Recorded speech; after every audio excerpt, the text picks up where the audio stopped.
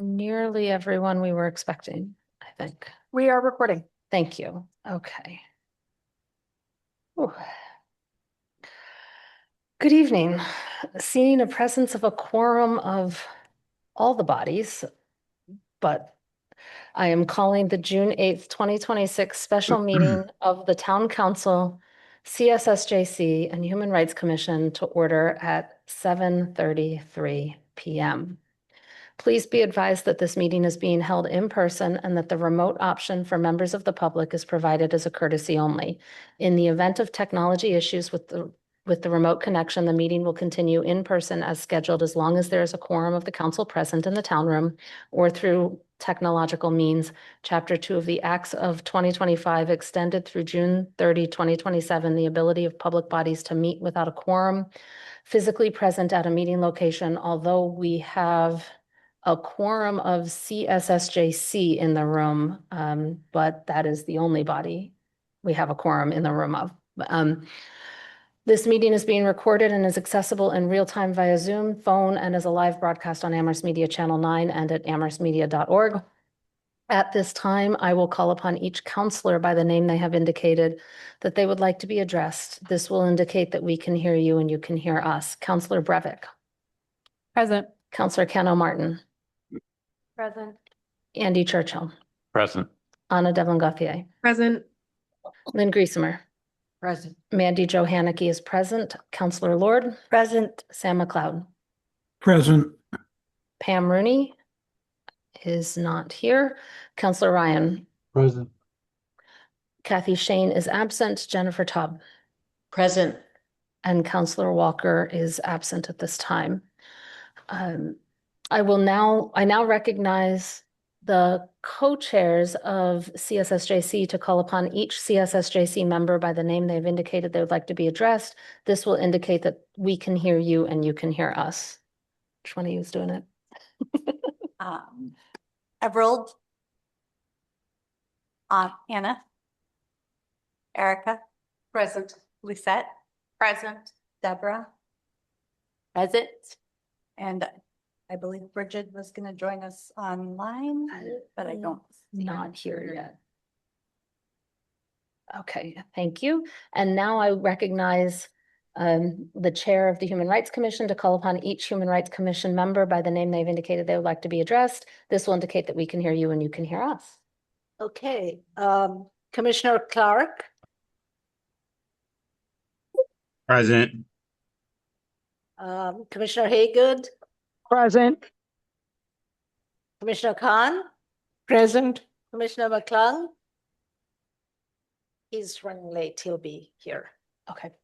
Parker, that's me, yes. Commissioner Pillay. Present. Right. Commissioner Tara Torina. Absent. Okay. Thank you. And I'm going back to Allegra for another member. Bridget, if you could just unmute yourself and make sure that we can hear you.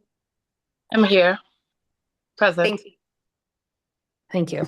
If anyone notices an additional member come in, please call a point of information so that we don't miss them, because there's a lot of people to be looking at here. Okay. If counselors or members of CSSJC and the Human Rights Commission have any technical issues, please let the council clerk know or call a point of personal privilege. There will be one public comment period during general public comment. If you are in the town room, please sign up with the council clerk to make public comment. If you are attending remotely, I will ask you to raise your hand in the Zoom application when we reach the time for public comment. I just want to ask for patience from everyone. We have a lot of people we are managing tonight. So I will go through a little bit more after we finish public comment, but please be patient with us as we're going to be trying to manage hands appropriately and everything.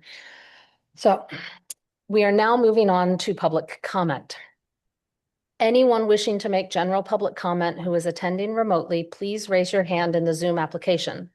If you are present in the town room and have not signed up with the council clerk, please do so now.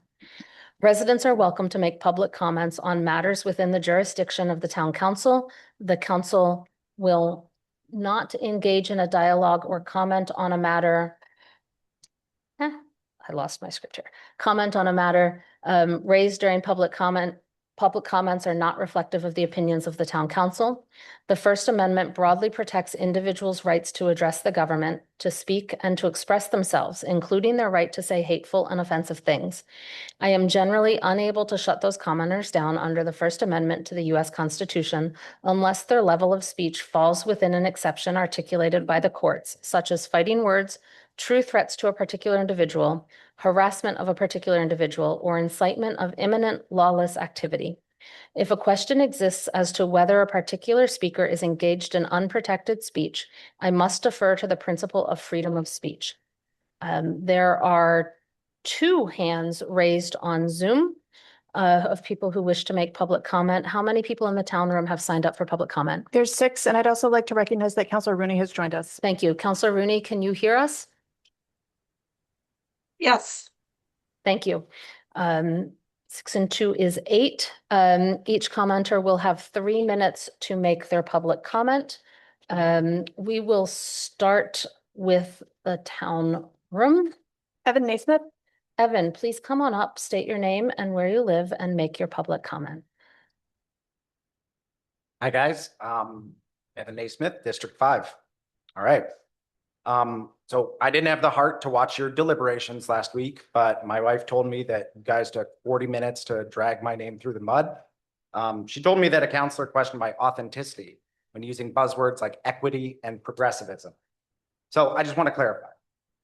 Back in college, I went on a public service trip to New Orleans, which had been devastated by Hurricane Katrina. For a week, my classmates and I lived in a gutted out elementary school in St. Bernard's Parish, just south of the lower 9th Ward.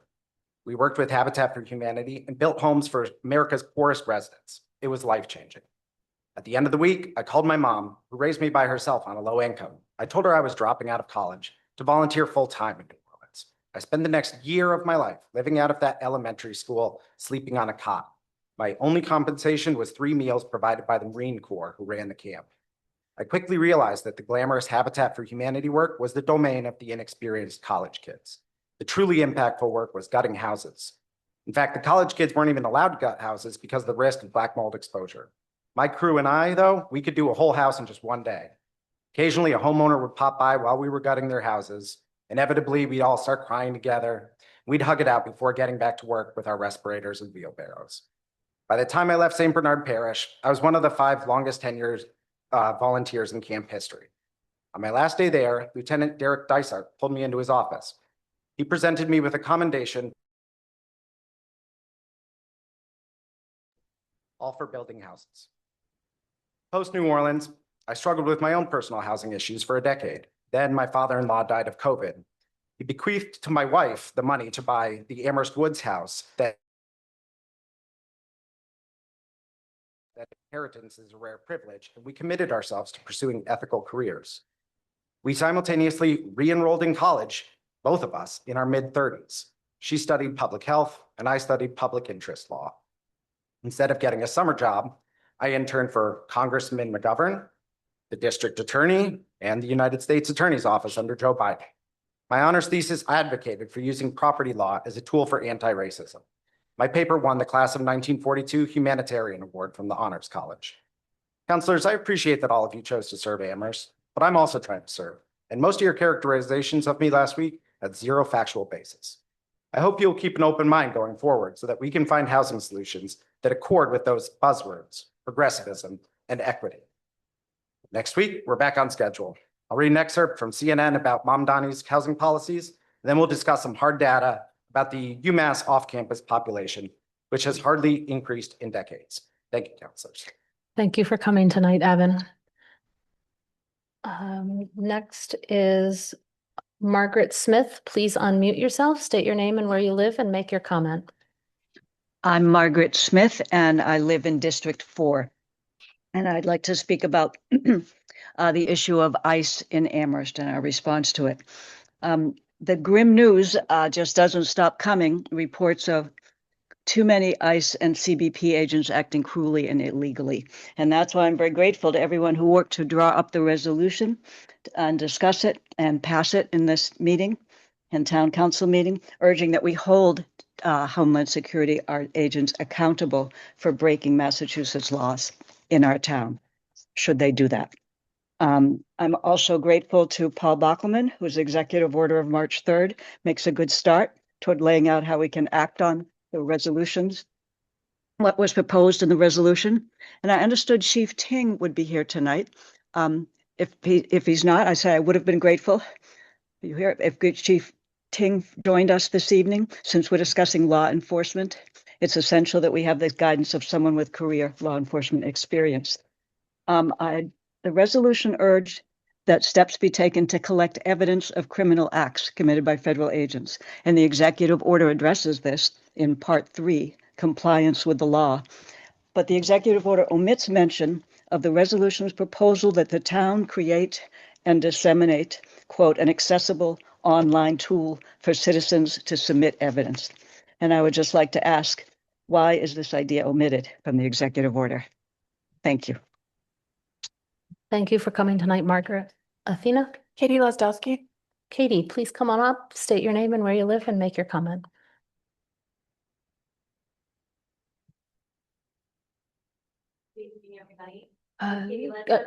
Can you check to make sure the mic is on? Okay, it was left on. There we go. Thank you. Okay, perfect. Hi, everybody. I'm Katie Lesdowski. I live in District 2, and I'm here speaking on behalf of you, but I'm representing dozens of folks who are involved in the Amherst hub of the Luce Immigrant Justice Network, a coalition of immigrant-led organizations that monitors ICE activity across Massachusetts. In your statement, Mr. Bockelman, you wrote that the Amherst Police Department cannot commit in advance to a specific course of action in an imagined scenario. There's nothing imaginary about the threat ICE poses to our community. Immigrants are already living in fear, scared to leave their houses for fear of being targeted by federal law enforcement.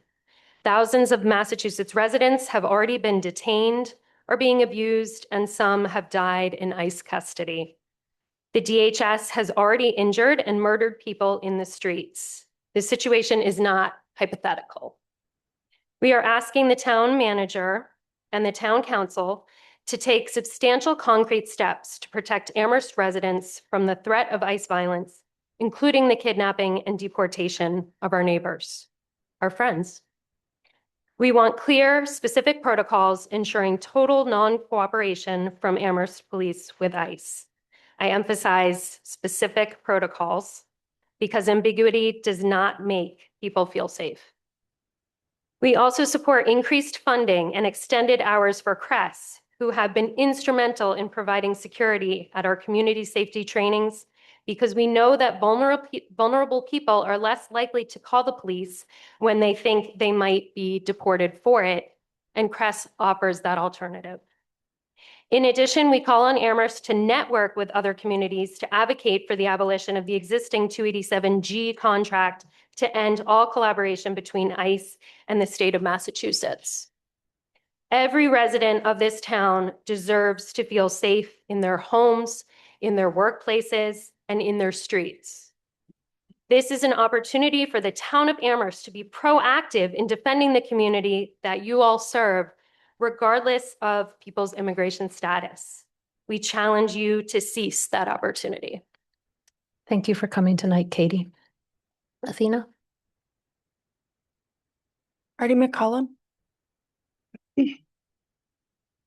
Please state your name. Come on up, state your name and where you live and make your comment.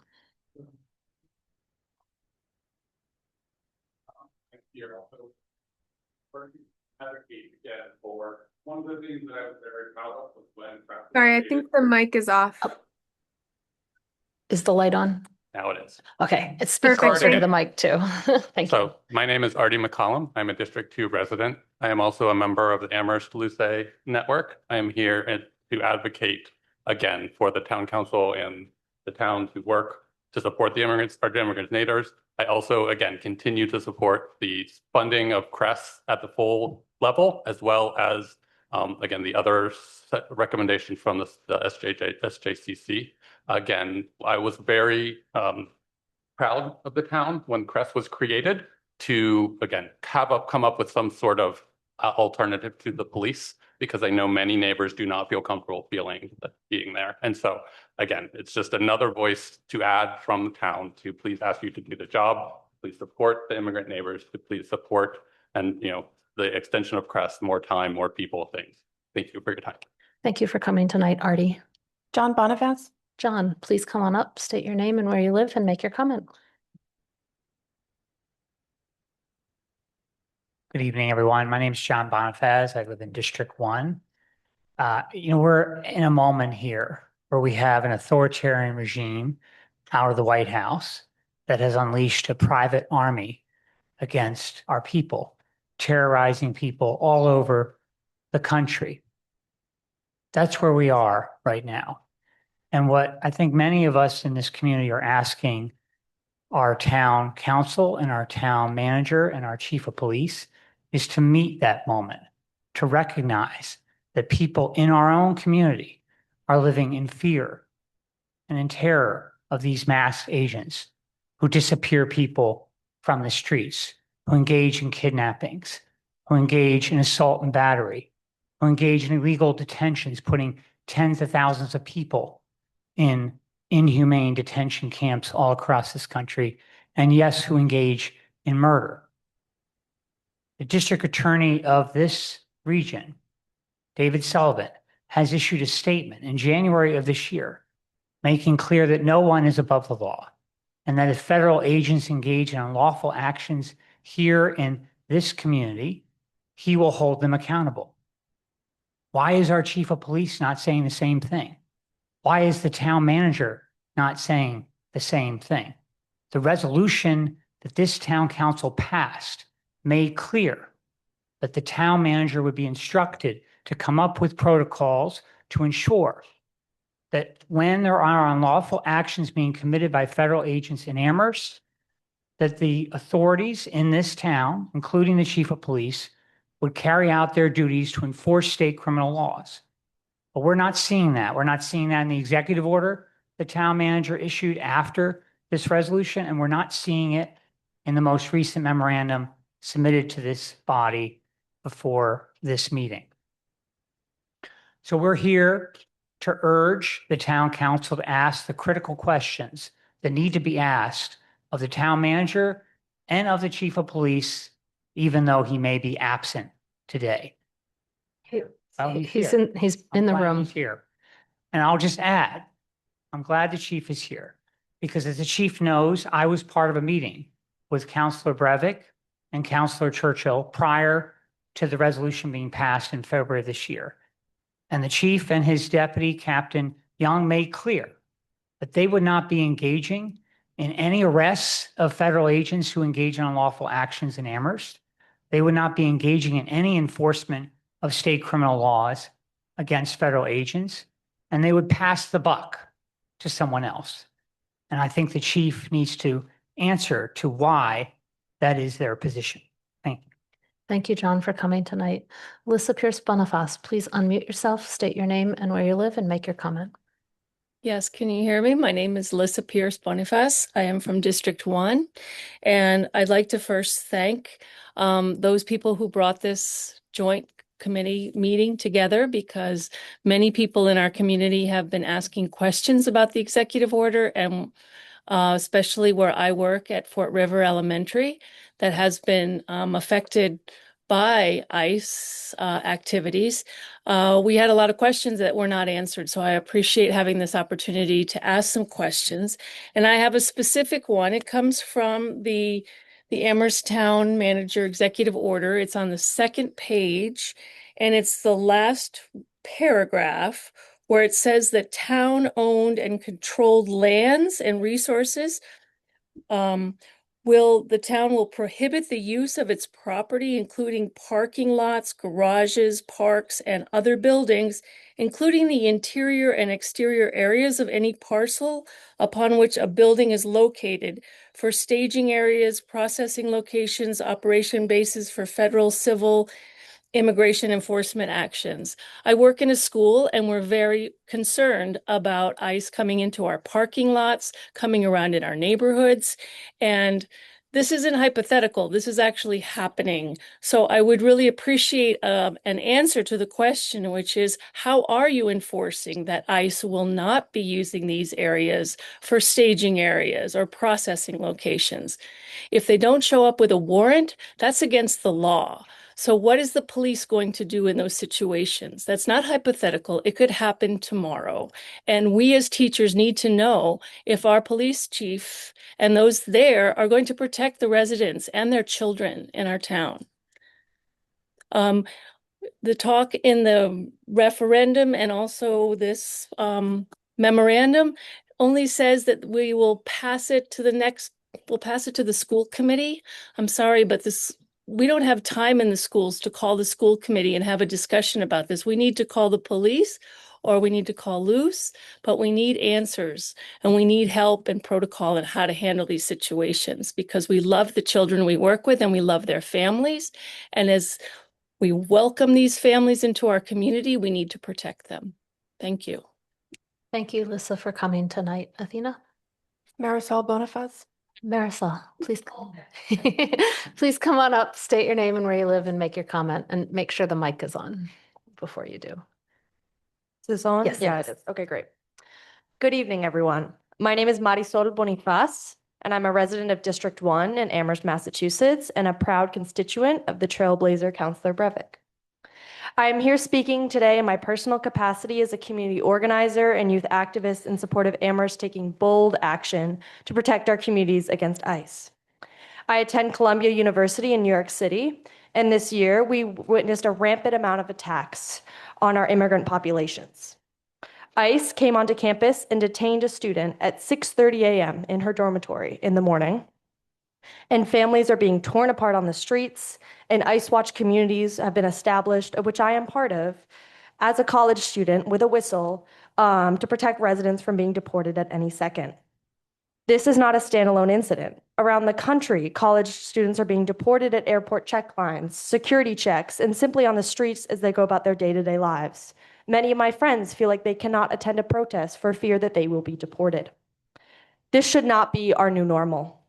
Amherst has the unique opportunity as a sanctuary city to take a stand to protect our immigrant communities because diversity should be a superpower, not the enemy. We must stand up to ICE and refuse their admittance into our city, and the Amherst Police Department must oppose ICE officials and block them for their action. Amherst Police, you are here to protect us. You do not protect us with your overflated police budget. You do not protect us by pulling over our BIPOC community members. However, you have an opportunity to protect us by standing up against ICE, and I advise that you take it. Thank you. Thank you, Marisol, for coming tonight. Dina? Brooks Ballinger. Brooks, please come on up, state your name and where you live, and make your comment.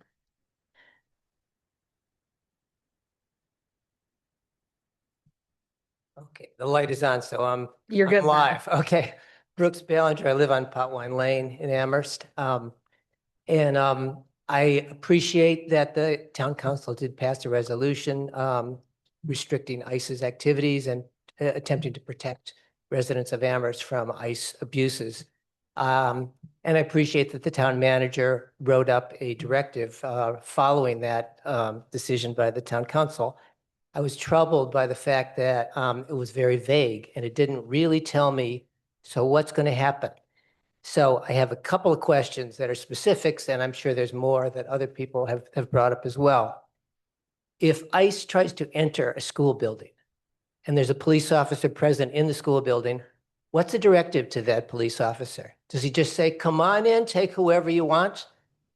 Because there's nothing in the directive that I understood that tells the police officer what to do. If that's not there, I'm guessing the police officer is going to do nothing because he has no directive from the police chief, from the town manager, that he's going to stand up to an ICE officer that's trying to get in. Same kind of thing if a resident is surrounded by ICE vehicles, by ICE officers in an attempt to abduct somebody. What does the police department do? In the town of Chelsea, a resident called the police chief of her town. He came, stopped the interaction, and drove her home in his car. I don't see that happening based on the directive and based on the statements that I've heard so far. So those kind of situations, yeah, they're hypothetical. They haven't happened yet. Do we wait until some tragedy happens? Or do we like set a precedent right now that makes clear we're going to protect people before something bad happens? Thank you very much. Thank you for coming tonight, Brooks. Athena? That was the last name on the register, but I'd also like to note that Silas McClung, Commissioner McClung has joined. Okay, Ronnie, would you like to confirm that Commissioner McClung? Commissioner McClung. Oh, you have to press the button. No, there. Just ask if he can hear. Commissioner McClung, can you hear me? Are you there? Yes, I am. Okay, great. Thank you. Okay. With no other hands raised, and no one signed up, public comment, that concludes public comment.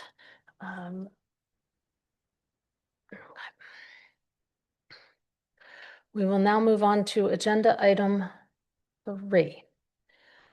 This is a joint meeting.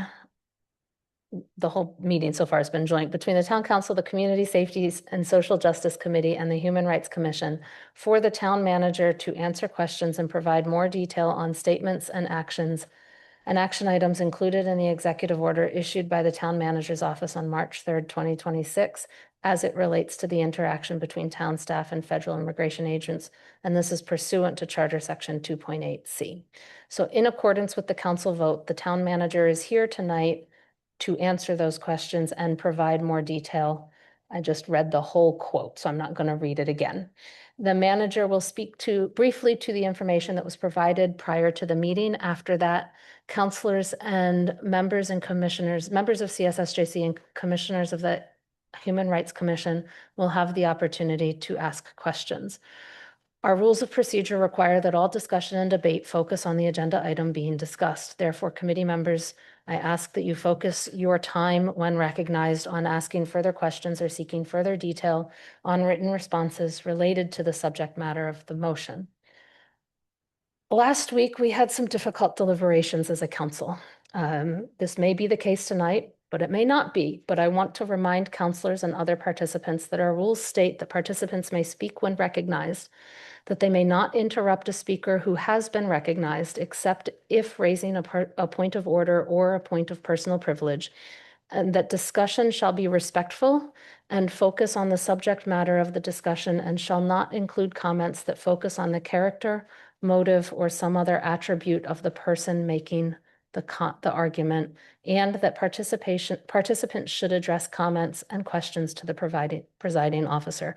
I will do my best, and I have let all the chairs of the 3 committees know that I am going to recognize people when we get to that part by the order they've raised their hands in accordance with the rules, which means if you raise your hand after you've been recognized a first time and there are people behind you that have not yet been recognized to speak at all, I will pass over you to the people that have not spoken yet. I'm going to do my best to keep a list, but I ask for some patience. Okay, with that, I am going to turn it over to the town manager. Thank you. And thank you to the council and to HRC and CSSJC for the opportunity to share information and address questions that you've raised. Many people in the community have been directly impacted, or many more have expressed concern over the actions of federal government in the past 16 months. And it's something that we all are feeling. So I think and the question tonight is, what is the role of local government and local police agencies? I think those where the questions were gathered. As a local government, what do we do about that? So as a town, we have been outspoken and clear about our values as a community. I believe we were the very first town. I don't know if there's any other town that has passed an executive order like we have. There are other cities that have done it, but not a community of our size. We're clear that we protect civil rights. We strive to treat all residents and each other with dignity and respect. As a town, we also have an obligation to respond to situations that are legally accurate and operationally responsible. You've asked many questions, and we have tried to answer them in a comprehensive way. Many of them don't have clear, they may have clear answers, but we aren't responding to hypotheticals. The goals of the questions is to understand and question how things would play out with some predictability. Many are drawn from observations and situations in other communities that we've all witnessed. I ask myself that question when I see things, and I usually conclude that I don't know all the facts in a situation, but we know what has happened and transpired, and often on video, which is incredibly disturbing. I realize that it may be frustrating to not have specific answers to specific questions. As public officers, we continue to educate ourselves and our staffs to assess situations, collect information, follow applicable laws, and exercise professional judgment based on the totality of the circumstance. Now, that sounds like a bunch of gobbledygook because it's a very broad statement, but it's the reality of the world that we live in. Every situation is different, and there's a lot of judgment that's involved. And I think it's really difficult, and welcome to engage in this conversation about the specificity of responding to a hypothetical situation. It's just because we don't know all the facts. But I can tell you two things. Municipal employees do not participate in the enforcement of federal immigration law.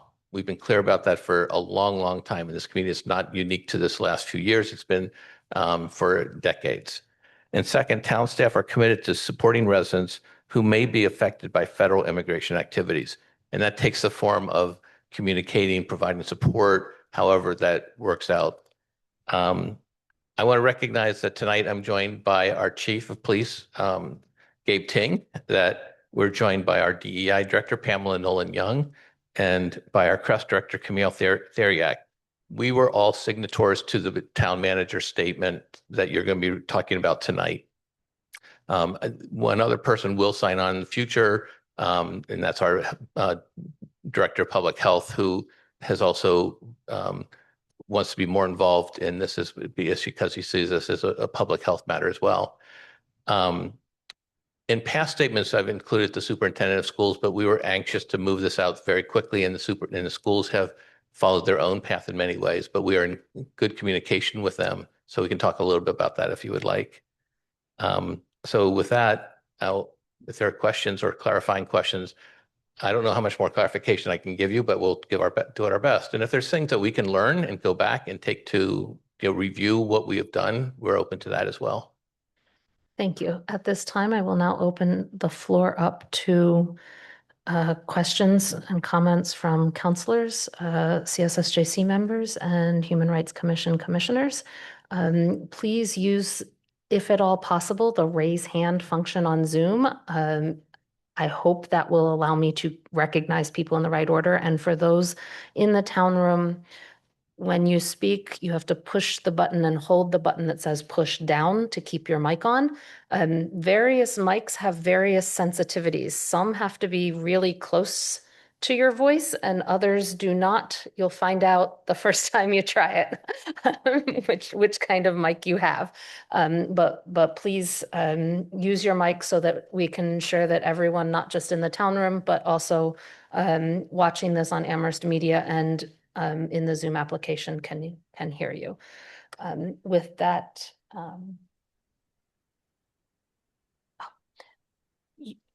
if you don't have a computer with you and you're in the town room, just wave and I will try and catch you in the correct order.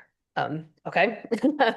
So, and I will do my best, but thank you for asking that question, Chair Parker.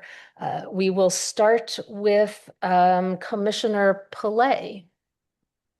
Yes. My question is for the town manager. Could you please walk us through the process on how you arrived at the word hypothetical? I feel a little bit confused about that. Town manager?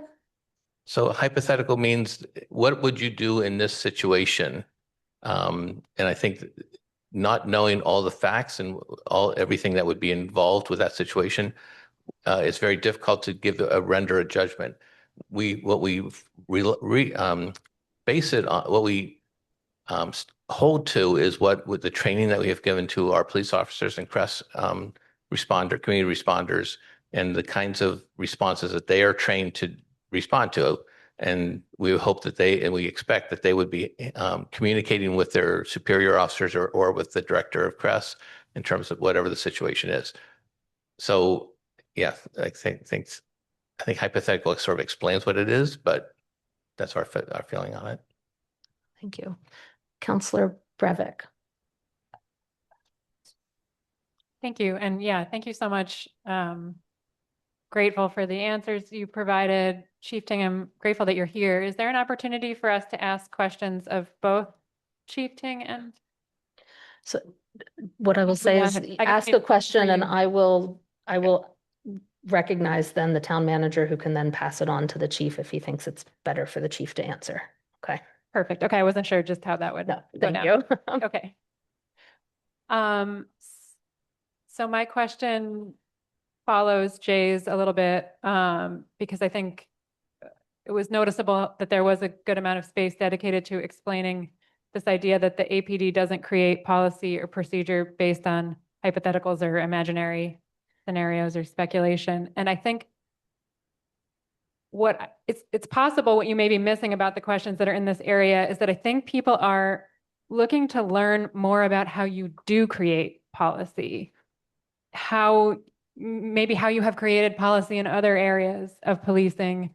Since I imagine you don't, I imagine there are policies around other things that have never happened here in Amherst. And that we don't typically wait until a crime has been committed to create policy around it. So for everybody's benefit, I think it might be helpful to hear more about that. One commenter asked, what will you do if ICE violates our sanctuary bylaw? Or what would a police officer do if ICE entered a school when they were not supposed to be present? So I don't think anyone's asking you to develop a policy here on the spot for those things, but I think there's interest in knowing how you will establish policy and whether you have plans to do so in this case. Town manager? Yes. So okay, if we bring staff up to the table, I would Yeah. say, Chief Ting, and I'll go there. And if Pamela or Camille, if you have things you would like to add, feel free to come up at your discretion. Thank you. This is the chief of police sitting at the table now, Chief Ting. Please make sure the light is on and speak into the mic. Thank you. Thank you, everyone, for having me. I really appreciate being here this evening to have an opportunity to discuss this issue. This is an issue that affects all of us as community members. It specifically affects the police department as well, simply because, all eyes are on us in terms of looking at enforcement and how this gets measured out. So to answer your question, Councilor Breivik, in terms of creating a policy, we do have a policy. We have a policy on dealing with our immigrant community, and it's been a long-standing one, and it's one that it's on our website. It's open to anyone to take a look and evaluate, and we are always open for new ideas. So when we establish a policy, it's not specific to one particular entity. For example, ICE. Our policies are generalized towards every single entity.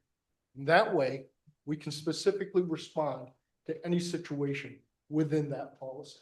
So it's kind of no different than if state police has an operation, another federal agency has an operation.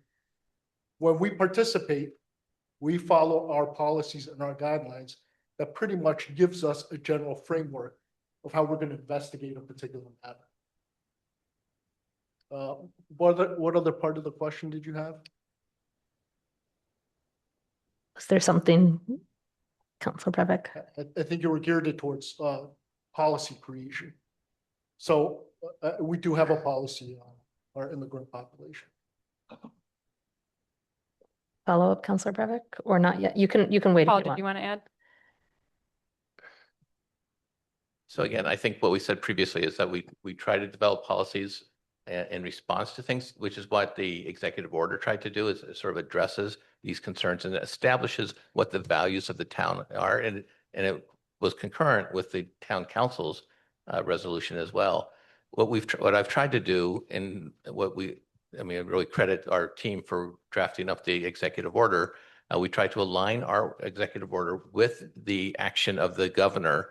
And, and we're reviewing it right now because the governor issued additional guidance on May 28th that had much more specifics in it. That was actually quite helpful for certain areas like daycare centers and things like that. And so we're evaluating that with our town attorney, see what else we can do. If there's something else we should be adding more clarity to our policies. But we haven't really gotten that to, it hasn't been reviewed enough to be able to be published or anything like that at this point in time. Thank you. So I think that it's really helpful because I think it is a different framing than what was kind of put forward in some of the answers to these questions. And I think it is a more helpful framing. And I don't want to take up too much more space from my colleagues, but I think, especially since some of these things are coming down from the state level too, I think that is what people want to know. How will you enact what are policies that are forming or that are adapting to the current moment? For example, somebody entering a space that has now been deemed by the state, by the governor, by the attorney general to be a space that ICE cannot be in. So that is now no longer something that your previous answer was that's a hypothetical that we can't answer, but then you're saying you do have policy, there's policy coming down from the state level. So you should be then able to answer what you would do in that case. Yeah, so what we have done in the existing executive order is to say that you can't gather on in these locations. I think we've read that already, where you can't you can't use the town's parking lot, you can't gather in public areas. I think the governor has more detailed guidance on that, and that will inform where we want to go. And I also just want to be clear that as we learn more, this is an unprecedented situation. This is really like just like federal government. We all know what the federal government is doing, and we're trying to respond in real time with what's going on, and we're trying to maintain the allegiance to the rule of law and our training and our practices, but also just we really rely on guidance from the Attorney General's office and from the governor's office. I'm not looking to reinvent the wheel here or invent the wheel, but I think there's a lot of lawyers that I talk to on a regular basis in the Attorney General's office, where they're always connecting with us to say what's going on in your community, what have you seen, what have you heard, and we try to stay in tight alliance with our state partners, who are the ones, if there is an action here, they're the ones who are going to bring action against ICE, which is what they're learning from their colleagues in Minnesota and other states. They're in tight communication with them, and they are guiding us on what we need to produce. And what they're telling us we need to produce is observe, document, and record everything that's happening as much as you can, because that's going to create the framework for any kind of response at the local level. What they have told us is one of their strongest arguments is that ICE activity is infringing on the police departments of the local government doing their job. So if there are resources from the police department being diverted to manage an ICE situation, that is their struggle. I think that's, what am I saying this out loud? I don't want to give people guidance on how ICE might respond to things, but their sense is that the more documentation we can provide, the stronger their legal case is going to be. Thank you. Commissioner Khan. Oh, wait. If I can just add one thing. I apologize. These are unprecedented. And certainly with jurisdictional issues, this is something that local, state, and law enforcement, along with federal, has never really faced before. And I think this gets lost in translation with the general public. There is a belief that us as we're a local police department, so we have to abide by state and local laws, not federal ones. Okay, so federal agencies, when they are in operation, it is a federal jurisdiction. So they have total jurisdiction, no different than if the state police comes in and they have some type of operation, that's state police jurisdiction. So those lines become really blurry under these times in terms of what is considered a violation or not. So thus far, the guidance that we're receiving from the Attorney General's office is not to say that we would not, when I say we, that includes the Attorney General's office and the Northwest District Attorney's office, that we wouldn't try to prosecute that. We're not a prosecuting agency. We're an enforcement agency. That's one part of the puzzle. The next part of the puzzle is the prosecution team. Is it prosecutable because of the jurisdictional boundaries? And so I think that's a lot of the questions that I'm hearing from the general public is if something happens in real time, are we going to go in there and make a physical arrest? So the answer is probably no, simply because that can be construed as interference or obstruction of justice. That's something that we cannot do. We cannot break the law to try and enforce the law. So there's other means to apply a criminal complaint, and that's through the Northwest District Attorney's Office and through the Attorney General's Office. As the town manager had indicated, we would do that by observations, reporting methods, and whatever other investigative methods. And we would take that information. And as I heard from a commenter that we're passing the buck, it's not passing the buck, it's a collaboration. So that information would be transposed to those prosecuting agencies, and they would make that decision if that's something that could be applicable or not. Thank you. Commissioner Khan. All right. Thank you so much for, having us come and address this. I have two questions, and the first one actually follows on as to what the policy making, and I want to concentrate on the town of Amherst as to what we are doing as policy wise. We totally understand the federal pressures, and we, all of you are not superheroes, are totally understandable. But this question is the two questions, so they will follow on, and I'll try to link both of them. How will residents know if the policy is working? That is the question. And what measurable outcomes will the town use to determine whether the executive order? So again, as you will notice in my second question, I'm focusing on the executive order because this was done by our town councilors, is successfully protecting civil rights, maintaining public safety, and preserving community trust. So there is no published document that appears to identify performance measures or benchmarks. So that is my first question. And the other one is, this is the quote, unquote, from the executive order: federal immigration agents to be held accountable for violations of Massachusetts criminal law. So basically, there's a contradiction happening over here. That is the title of town council resolution. Itself is, a little bit provocative. And it is basically suggesting the possibility that federal agents could be investigated or prosecuted under. And basically, that is not happening under the Massachusetts law. That there's this possibility that is coming out of that statement. And it also raises legal questions about federal authority, immunity, jurisdiction, and enforcement. Now, the question is, under what circumstances does the town believe federal immigration agents could be subject to Massachusetts criminal persecution? Thank you. Town manager or chief, do you have a response at this time? And so, Please speak into the mic. so again, that's the dilemma that we're facing right now in terms of achieving that goal. We've heard messages from our government leaders specifically stating that, we will prosecute. When I say we, the state of Massachusetts will prosecute any violators, whether they're federal agents or not. But it doesn't specifically talk about what those measures mean in terms of how that's meted out. And that's where we come into play, the Amherst Police Department. I think there's a misconception that we're going to go out there and put handcuffs, literally, physically, and place an agent into custody if we perceive something as a violation. The problem with that, as explained, was that could be construed as obstruction of justice. So what happens is the federal agents will end up arresting our police officers for obstructing their duties. So therein lies the dilemma. That doesn't mean that somebody cannot be criminally charged. That just means that the physical act of actually going in there and interrupting that specific operation is not going to happen. Town manager? I can add to that.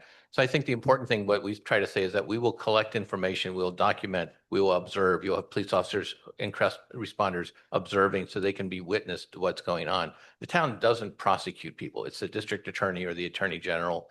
It's the district attorney typically. And we included his statement in our executive order to say, this is what he has said he would do. So we're relying on that statement. I don't know if he's done anything with it, but the fact that he came out and said that, and I think one of the commenters said that, was insignificant to us. So that's why we included it in the executive order. And our job, like any police job, is to collect the evidence and then present it to the district attorney, who makes the judgment on whether to bring a charge. The attorney general looks at it a little bit differently, I think. From our conversations, they're looking at a more global approach to things, and like, how is this affecting how many communities in Massachusetts, so they can bring it to a higher authority versus an individual police officer. Yeah. Thank you. If I can just add one last thing, this isn't a situation that's localized to the town of Amherst. This is statewide. You know, every community in Massachusetts, every police chief, every law enforcement agency are facing these same questions. You know, I have constant communications with the Western Mass Chiefs of Police Association and the Massachusetts Police Association. And we have asked the Attorney General for this specific guidance. How do we act? Because we cannot jump in there and end up committing obstruction of justice. That just can't happen. So that guidance has been what we have so far. So it's ever evolving. And as the town manager mentioned, Maura Healy had put out some additional instances and guidance. And that's continuing, to evolve and progress. And unfortunately, that's at the status that we're at. Okay, thank you so much. Thank you. Commissioner Parker. So I would like to begin my comments on a more personal level. I want to thank you also, because I know you all got, this is the town manager and staff got 30 questions, and you had to put it together somehow and try to answer them. I'm also grateful to the residents who showed up, because civic participation is really, really important. It's a fundamental human right. Without it, we won't have a good society. So that's my lecture for the day. For the record, I also want to note that there were a number of questions that were not answered, that were rather specific. For instance, the block camera on Route 116 and Sunderland Road. So I'd like to know the answer to that question. I know others will raise other questions. So I would like to say that since last fall, I don't drive very much. I don't even drive 1 mile over the speed limit. So if you see cars backed up behind a big black car, you'll know that's me, although I try to be sensitive and pull over every time I see it piling up behind me. And why is that? It's because I learned that stopping people on the road is one of the most common ways that law-abiding citizens like myself can get pulled into a system that will eventually label me a criminal. Stopping me for how I look also is not a crime, according to the Supreme Court of our country. So yes, I'm afraid. Every time I get into the car, I first make sure that I do indeed need to drive. Is there another way to do this?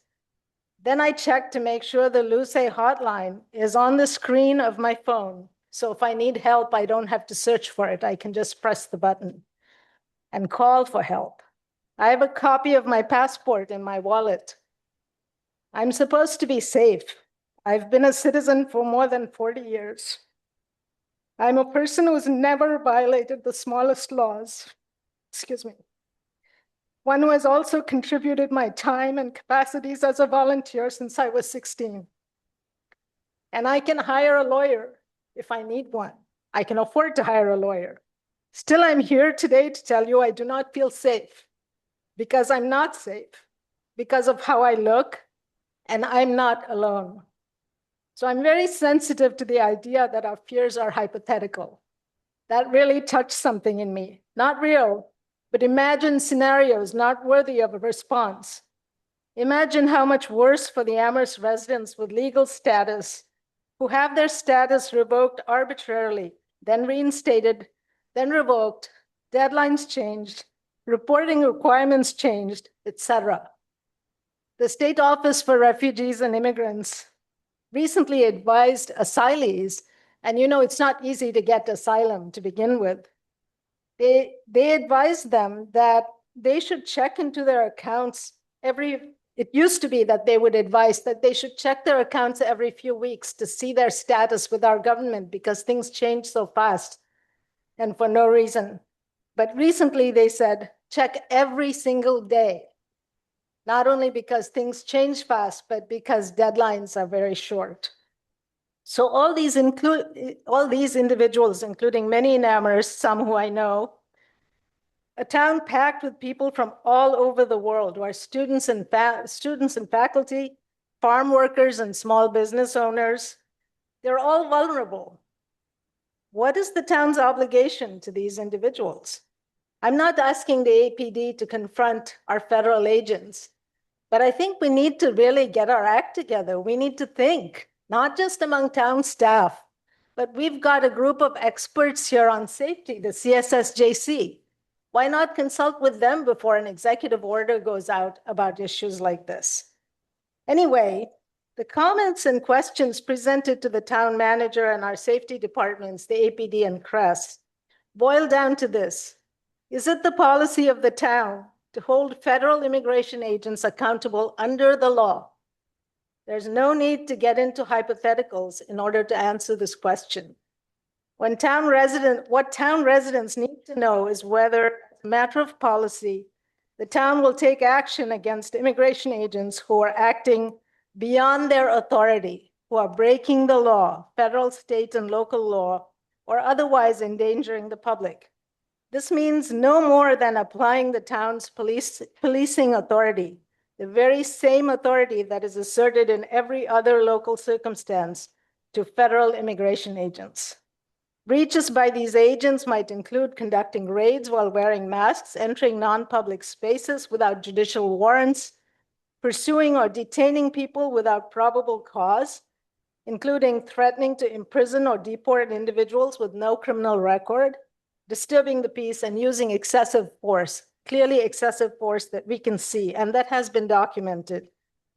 Underlying this use of the town's authority are its police powers under the US Constitution, federal and state laws, and the town charter. Asserting these powers would mean a refusal to accept the unprecedented broad claims of authority and immunity by the current administration, claims that have been and are still being litigated. In other words, not accepted as matter of settled law.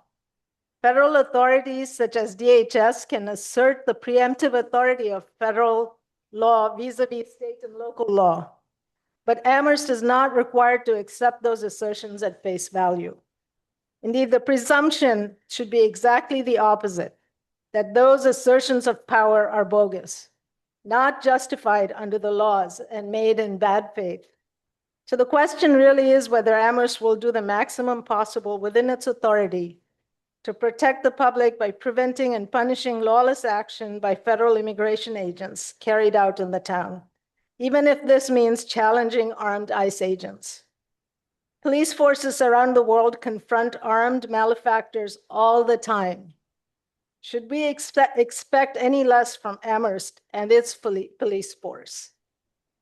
I encourage you to discuss with the community, to come up with leaders who live here and have thought about these issues, to come up with what we're going to do. I don't think it's within town staff alone, great as they are, of course.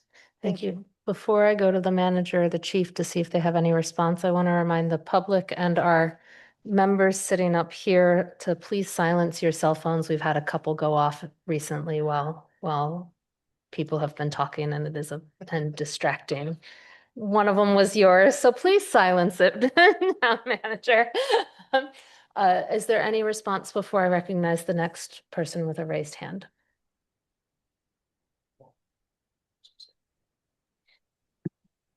So, Council Commissioner, really powerful. It's something.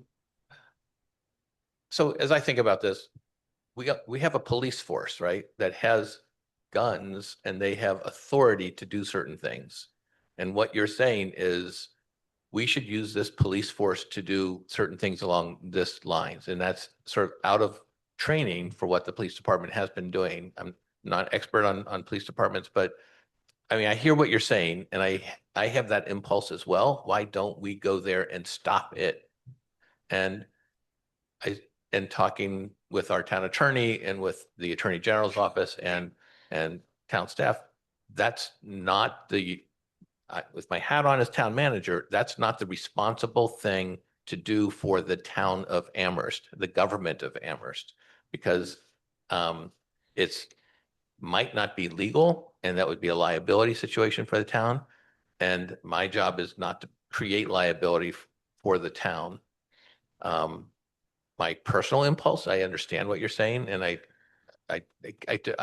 hear what you're saying. I don't know if I can ever fully understand what you're feeling and that sort of, I remember racism is real in our country. I remember talking with the fire chief once, and he said, "There's not a day that I don't leave my house that I'm not reminded that I'm a Black man." And that just because of something that happens during the course of the day, it's real. And it's even in a progressive town like Amherst, it happens every day. Something, and for me, it happened because I said something and he brought it to my attention. I said something that was insensitive and inappropriate, and he brought it to my attention. But I think it's really a public policy question in some ways, and that sounds sort of academic, but it's more, what do we do as a government when we have a police force that can do all kinds of things? And what are the lines that we're going to draw for that police force? Are we, and what we rely on is established law and practices and trainings that we have our police officers go through and our community responders as well. But what's challenging is that this is such a different situation now. This is the federal government doing things that are way outside the bounds of anything that anybody ever anticipated. And we're struggling with it. We're trying to do the best we can, and we're open to learning to do better. We look to our other communities that are facing the same things as the chief said. Nobody's got the right answer as far as I can tell. We see some communities more progressive on certain things, like Somerville or Chelsea. We see a lot that are like not involved at all. We're trying to find our way along the way. And so I think helping, I think you're right. Having people help us think this through is a good thing. We're open to that. I heard I wanted to follow up because you asked a question that I didn't hear a response to. So the flock cameras, is there a response to that? Yeah, so I don't believe it's, I don't know if the company's Flock or not. That's a traffic. It's a traffic cam. So we confirmed that with Guilford Mooring, the DPW superintendent, that's a camera intended for traffic purposes. So it's not for surveillance. So if I can just clarify, so there are, the town doesn't have, we have a surveillance bylaw, so the town can't put up these cameras without permission from the council. But there are cameras that look at traffic. They don't record anything. They just see, is there a line of cars there? Okay, turn green, those cars should flow through. I'm not sure where this camera, you said on Sunderland Road.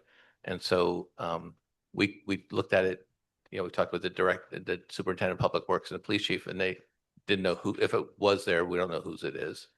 Commissioner Parker? So it's in the town of Amherst. It's not asking for any violence by anybody. Shouldn't we know whose it is? And shouldn't we know where that data is going? So that could be a Mass DOT camera. That's something we can certainly inquire to.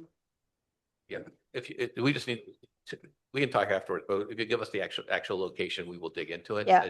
We looked up Sunderland Road and At 116. Yeah. Okay. yeah, that's probably MassDOT, but not possible. We will look into that. So you're saying it's at the intersection of Sunderland Road and Route 116? Somewhere there. Okay. I want to be sure we know where the data from this camera is going. And they're just to be clear, this is not your typical traffic camera that will take a picture when you go through the red light or something. This is a surveillance camera. This is a camera that's constantly watching who's going, and it can photograph your license plate and track where everyone is going. So we can try and figure that out, but to Just answer your one question, it's example. not ours. Please don't interrupt Oh, and until, Apologies, I thought you were done. are you finished? Commissioner Khan? I just wanted to say one more thing, and this is about your response, Paul, that I do believe, as you say, everybody's going to the Attorney General's office or to higher levels of police authority. I don't think you'll find the answer there. I think that we have an amazingly well-resourced community here and really have to work a lot harder with us. Not that I know the answer, but I know there are lots of people here who understand more about the fear. And in the end, I think it's all about that. How can we go about our lives without being afraid? And I think the solution is somewhere here among the people who live in Amherst. I'm done. Thank you. So just one thing that has heartened me has been my relationship with the attorneys at the Attorney General's office. There are a lot of attorneys who are really focused on it, and I'm so happy I live in a state where they're all in sync and they're trying to develop legal strategies and tactics to interrupt this kind of behavior. They have the same issue that we have in terms of federal jurisdiction overriding state jurisdiction, but they are really smart people who are really working this through and trying to think of angles and opportunities to interrupt the behavior that's happening. And I think having the governor, who's a former attorney general, who's also an attorney, is a help to that. But this is really coming from the Attorney General's office, my experience from the people I'm talking with. Thank you. I want to thank the 4 people who have had their hand raised for a while for their patience as we work through it. So we are going to go to Deborah Ferreira. I just want to know that Everald Henry also wants to talk. Thank you. Yeah. All right. So thank you so much, Chief Ting and Paul, for answering the questions so far. But, I'm going to go as what Ronnie just kind of talked about, Ronnie Parker just talked about. Our people are getting impacted, right? They're getting deported. They're getting harassed. Immigrants are getting harassed in our town. People are afraid to go to school. People are afraid to go to the doctors, to go to the hospital. People are afraid to go to the grocery store. I know at least 2 people that have been, arrested, harassed violently by ICE, taken from our community. And one has been deported and one is in a filthy detention center having to deal with all these abuses. So people are being impacted. That's what we're dealing with. So if we have an executive order with no teeth, which is what you're telling me, we have an executive order with no enforcement, then it's not doing anything. It's just a piece of paper. So the police are here to enforce. They enforce the laws. They're here to enforce, and they arrest people. They arrest a lot of BIPOC people, as far as I know. But yet, there's ICE and federal agents that come in here and violate the law. They are violating the law. I'm sorry. That's what they're doing.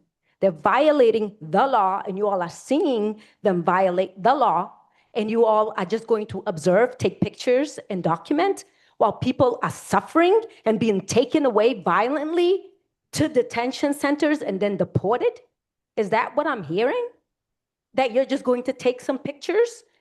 But yeah, if I violate the law, you're taking me in. You're putting me in handcuffs and taking me to jail.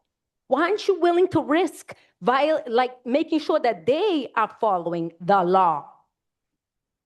If you are a law-abiding place, and if you are a police department who is here to make sure that people are following the law, they need to be held accountable. I'm sorry. So that's my first question. Why aren't they being held accountable? And I don't want to hear that it's because they're the federal agents, they're so on and so forth.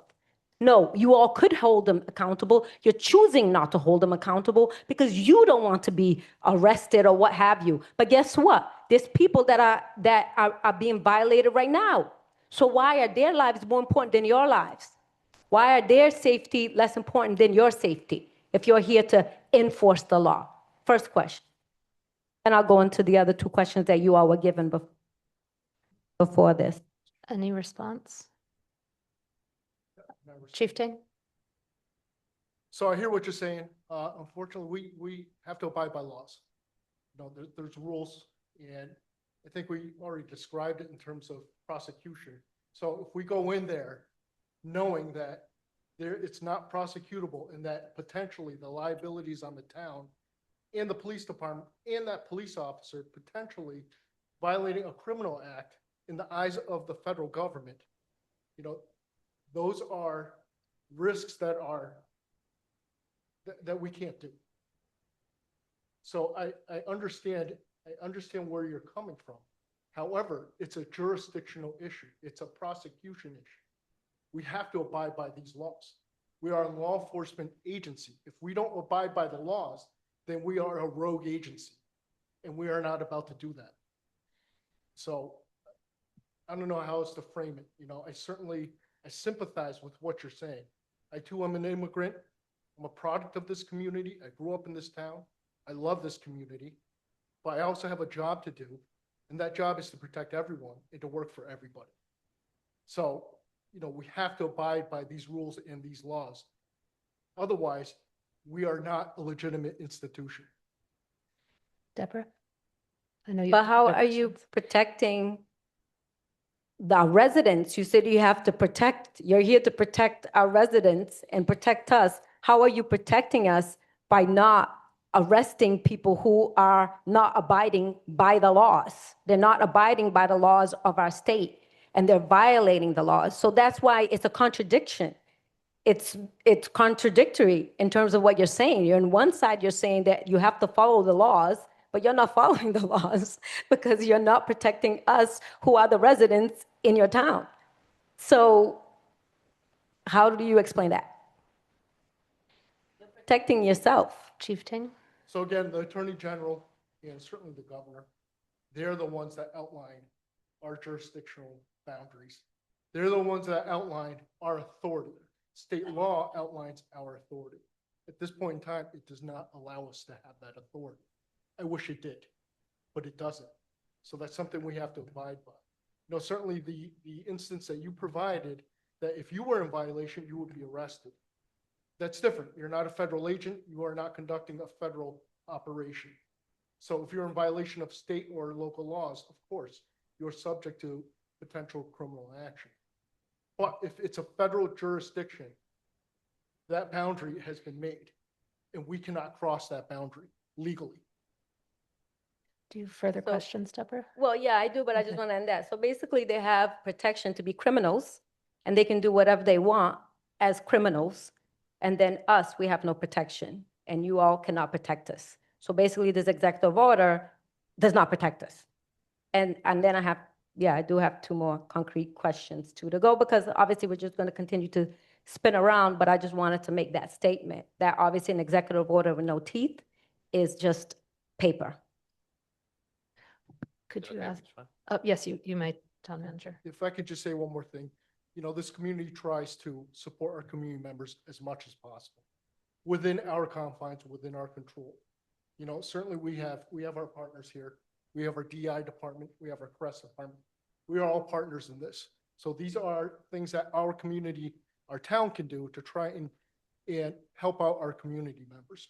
Certainly, again, there's limitations. I heard that there's members here who are partners with Luce, and certainly we've had a lot of discussions within our internal structures in terms of what we can and can't do. So there has been collaboration. We just don't publicize it as well as we probably should. But we are all in partnership here to try and support our community members. So these atrocities that you are talking about, it isn't something that we defend by any means. You know, we are the Amherst Police Department. We're not a federal agency.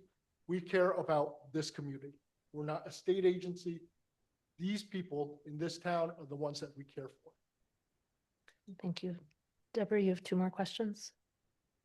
And I do applaud CREST and DI for the work that they're doing. Obviously, it's after the hurt has happened, unfortunately, but a lot of times, and sometimes some preventative, but, you know, I commend them. So one of the questions, since the executive order states that no municipal employee, officer, or official shall obstruct, interfere, prohibit, otherwise prevent the federal enforcement of immigrant laws, including federal investigations, enforcement operations of ICE detainers. This goes counter to what is stated in the TC resolution, Town Council resolution, because what APD and ICE ask ICE why they are detaining an immigrant, especially since they are detaining immigrants based on racial profiling or detaining immigrants in violent ways, in violation of their constitutional rights to due process or against their First Amendment rights. So would you all even like ask them why they're violating, or is that still something you can't even do? Town manager? So I just want to understand the question. So you're saying. So if you see something, right, they're violating someone right there, right? The police are there doing the perimeter of safety to keep people out while ICE is over there arresting someone violently. Would you all kind of at least say, ask some questions like, do you have a warrant? Do you have probable cause? Do you have this and that? You know, would you ask some questions at least?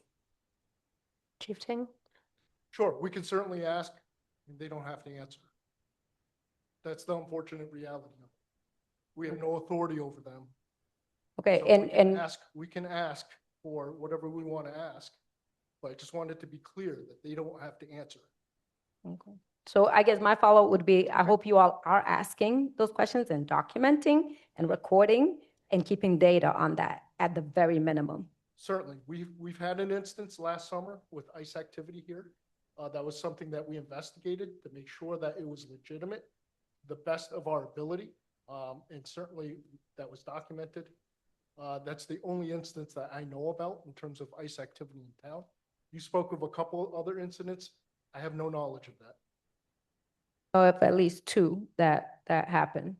And then lastly, there was this last question that was submitted to you all. It said a recent article about Shrewsbury new project bylaws say public data in Massachusetts show an increase in ICE arrests from police stations, pointing to direct coordination and communication. Despite having a 2017 sanctuary bylaw, the town of Amherst is included in the study's list of communities that permit information sharing and collaboration between law enforcement and ICE. Please explain why this data contradicts the executive order and statements and presentations made by Chief Ting. Chief Ting? I saw that specific article in the Indy, and I'm not familiar with that data. And if you want me to explain that we have had collaborations with ICE, we have, in the sense of U visa applications. We had 2 victims in our community that were on visas. And in order for them to stay in this country, they would need a U visa to stay in this country to act as victims for the prosecution. So those are 2 instances that we did collaborate with ICE in order to obtain those U visas for our victims to continue their case in a court of law. But other than that, there's been 0 collaboration with ICE. We have a strict policy on it, and this policy has been in effect for decades. Long standing. So just to be clear, you all have not shared any kind of identifying information, have not shared any names, haven't shared anything in any way, informal or formal, with ICE? 0 information. Thank you. Point of order. That was Andy Churchill. Your point of order? Somebody just texted me to say, to ask the chief if he could speak into the mic. Thank Some you. of the people online can't hear Apparently it as you well. have a mic that does not pick it up as well as some others. Thank you for that point of order. We are going to go to Councillor Cano Martin, and then we will move to Everald Henry after that. Thank you. Yeah, some of my questions have been answered, so I have less, which is good. So I wanted to ask about the question of training. So that was something that was addressed in the document. I think a lot of us, are grateful that we have the current sanctuary bylaw, but, are wondering how well our officers are prepared in order to adhere to that bylaw. So I just wondered if you could mention, what kind of trainings there are. It says internal and external. So if external, what are the entities that provide the training? And what are some of the modules? Like what are some typical modules that would be in that training? Would there be practice? Would there be drills, of what they would do if there was an ICE action? And then my question number 2 is, it's about ensuring crowd safety. So that was another question. If there was like an ICE enforcement action in town, it said that the APD would, one of the roles of the APD would be to manage crowd safety. And I just wondered if you could elaborate more on what that means, because I know many of us are really concerned and scared watching what's happening in New Jersey around Delaney Hall, where it seems like the police and ICE are just brutalizing protesters left and right. So can you explain how you would act in that capacity to make sure that that our people who are peaceful protesters are not brutalized? Town manager or Chief Ting? I'll try and speak closer. So first and foremost, we certainly condemn those actions, these other law enforcement agencies. We see the same type of videos that everybody else in the public sees, and we're just as appalled. Unfortunately, we don't want to be, just because we wear the same uniform, and we have the same job description, we don't want to be grouped in along with those folks as well. So in terms of our training, I don't want to toot our own horn, but I think that we're probably the premier agency, certainly in Western Mass, when it comes to dealing with large crowds and protests. Protesting is something that's welcomed here in the town of Amherst, and that's something the police department welcomes as well. Anytime that there's some type of scheduled protest, or it's our job to make sure that it's a successful one. So that's something that we are very proud of. In terms of training, external and internal, we go through a lot of mobile field force type of training, and that's crowd control in dealing with agitators. We regularly send officers down to a training center down in Anniston, Alabama, which is the premier training center for these type of activities. We've also had, back on March 9th, we had a tabletop exercise with Amherst College relative to ICE involvement if they were to come to the college or to the town. That's another tabletop exercise that we are formulating for the town of Amherst that we want to include with our partners over at the University of Massachusetts, Amherst College, and State Police, because certainly those are agencies that we would call upon for mutual aid assistance if there was some type of ICE activity that we knew about or something that we responded to. So we are in the process of designing that particular tabletop exercise. So it's continuous. And again, the information that we receive as this is evolving really keeps us on our toes to make sure that we are on the cutting edge in terms of what our policies are. Town manager? I think there are a lot of protests. I'm going to talk generically about protests. Sorry, I have to do it this way. In terms of, there are a lot of protests in town that we appreciate when protest groups notify the town. The police tend to keep a low profile and be available, but be alert. What we have been able to use is our community responders, the CREST responders, who are seen as being less intrusive in some ways, but they're there to help the protesters get to where they want to go and have a very light footprint in terms of enabling people to exercise their free speech rights. So I think that's an important thing, that's another tool that we had that we didn't have before, is having the CREST responders available. Councilor Kendall Martin, do you have any follow-up before I move to Everald Henry?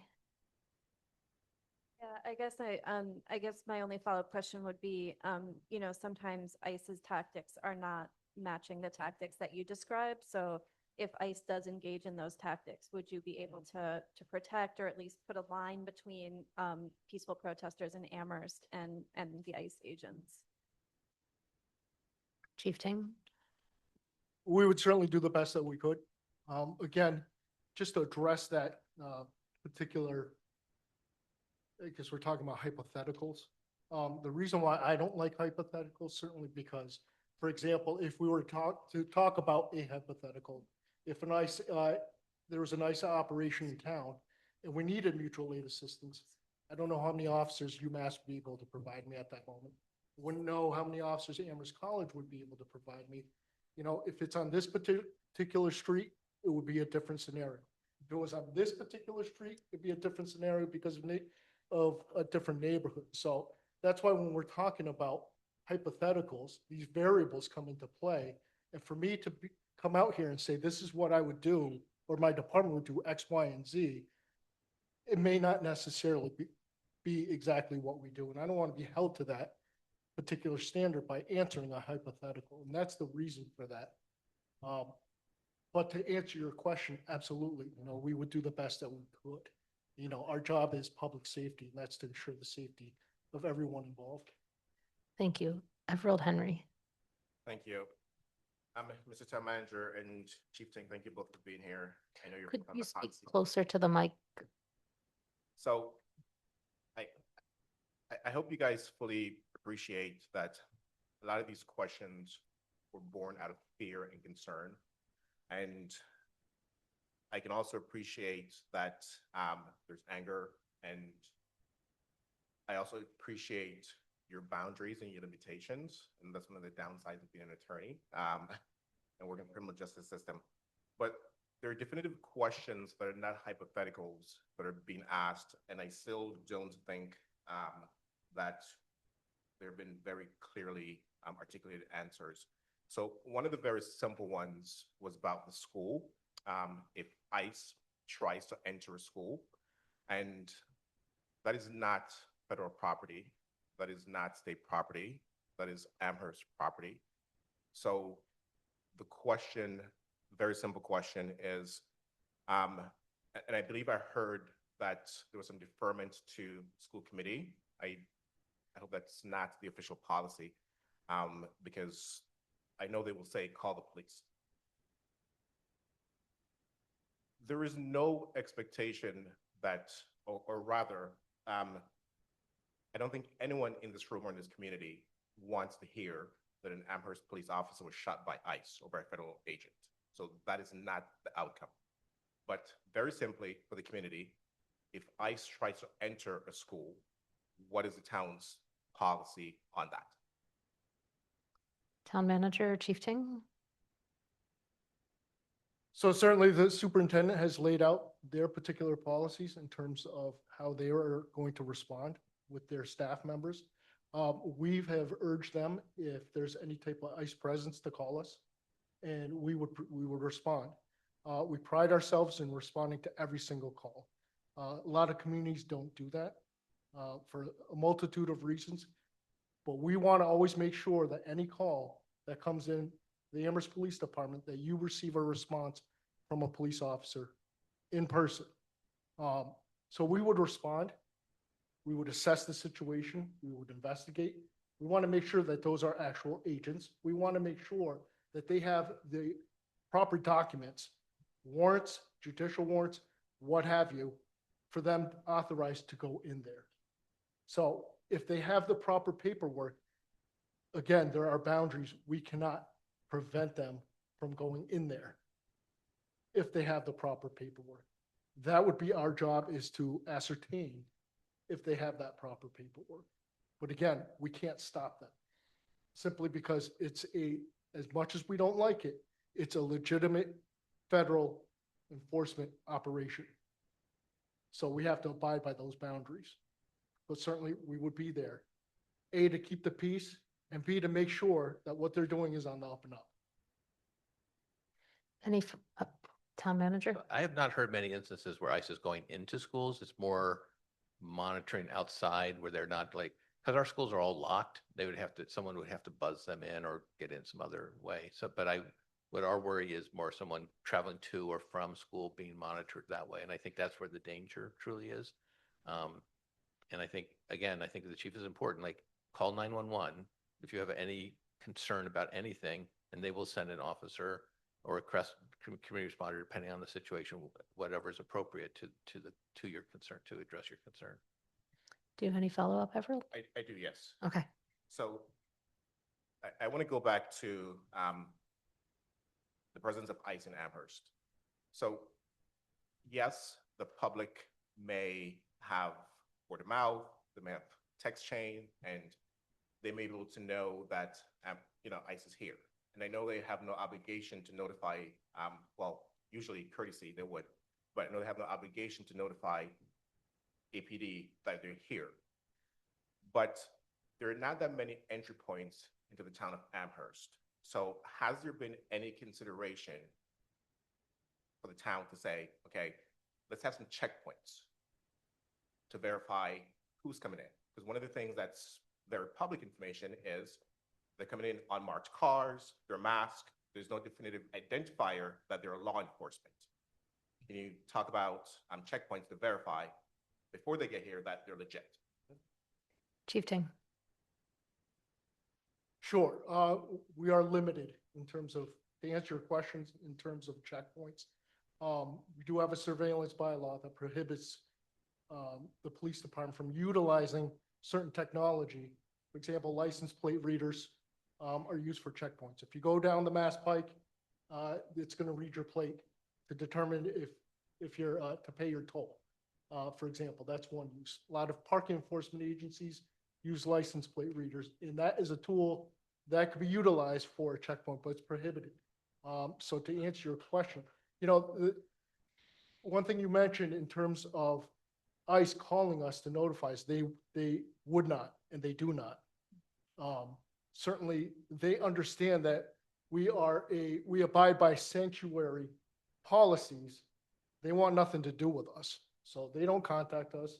And unfortunately, that's one of the byproducts, that when they do come into town, we don't know when they're here. We have no information. So a lot of times we rely on word of mouth. We rely on social media, information that we hear from the general public, because we don't have any connection. I'll give you another example. Last summer, there was an instance that we had learned about from social media in Northampton. My first call was to the chief of police in Northampton to ask him, hey, what's going on in your community? He said, I have no idea. So he had to start digging a little bit. And he got bits and pieces of information. He's in the same boat as we are, that we have no connection with ICE. So he was able to piece together a little bit of information. But ultimately, it's totally unconfirmed, because we do not have that. We do not have that connection. So to answer your question in terms of checkpoints, we don't have a checkpoint. I don't know how that would be done, simply because we don't know when they're in town. Thank you. Any further follow-up? Yes, go ahead. I think you've heard that the community seems to want or demand greater action from the police. And again, I understand the limitations when it comes to state, local, federal laws.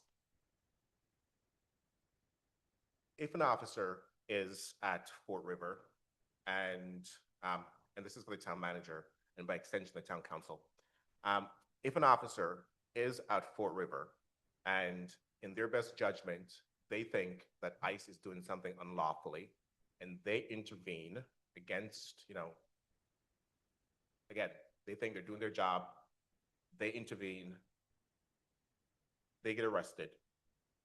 What is the policy on defending that officer who did their job? Town manager. We defend our employees and their actions, period. And, we will have representation. We have insurance for this purpose as well, for any kind of action like that. If it's criminal or something, they've done something that's criminal, then that protection is vacated. But our first impulse would be to provide legal support for the individual. Anything else you would add? Chief Ting. Sure, and I certainly appreciate that. Certainly we appreciate the support from our town government and from the town manager. The issue with that, Everald, is if one of our officers was arrested and found to be in violation, and let's say the proceeding went through, then even if the town supported that officer, the post commissioner would not. So that police officer would be out of a job. To answer your question. So essentially then, there's a balancing act with the police. They know that, hey, I might think this is unlawful, but I can't do anything because, one, by the end of this, I'm found to be in violation. I'm on my own. Is that the understanding? Chief.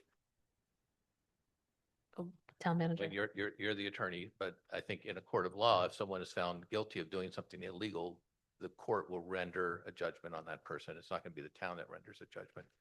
And depending on what that judgment is, we'll have to review what the employment status of that individual would be, as would post. that was talked about was Dave Sullivan. Oh, sorry. Could you lean into your microphone? Thank you. Thank One you. of the things that Dave Sullivan said was that the DA's office would prosecute federal agents who he believes have committed a crime. But one of the things I've heard repeatedly is that you guys will not arrest officers. And I understand why, I do. And you don't have to arrest a person for them to be charged with a crime. Now, one of the key elements of any crime is probable cause.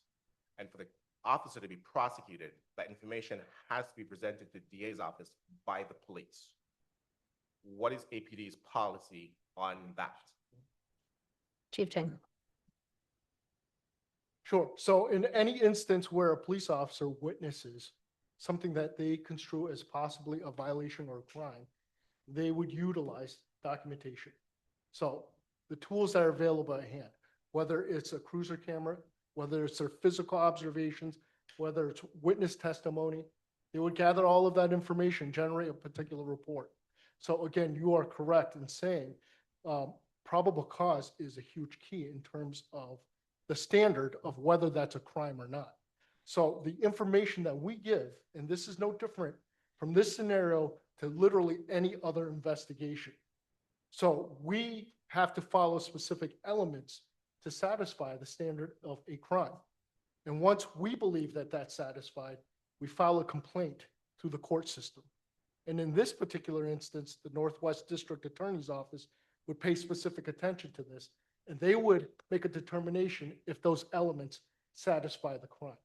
So like you said, it's not incumbent on the officer to necessarily physically place somebody under arrest to apply a criminal complaint.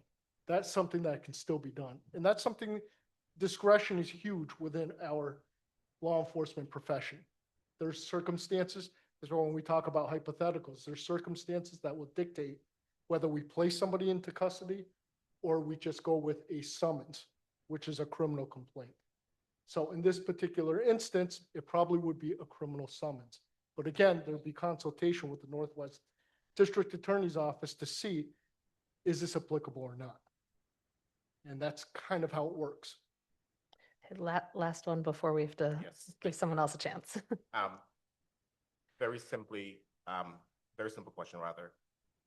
Does Amherst PD have the directive to say, if I find or believe there's probable cause, I have the authority to report this to the DA's office? And has there been any complaints reported to the DA's office about ICE operations or ICE behavior? The answer is absolutely. Oh, sorry. Chief Chang. Apologize. Absolutely. If there's a crime that we suspect, that's something that we're going to document. That's something we're going to look into, regardless of who the suspect is. Whether it's an ICE agent, whether it's a state police officer, doesn't matter to us. As long as there's a violation or there's a crime afoot, that's something that we would document and we would report that. The second part of the question? Any recommendation? The answer is no, because we haven't had any instances that have been reported to us. Thank you. We're about at 9:15.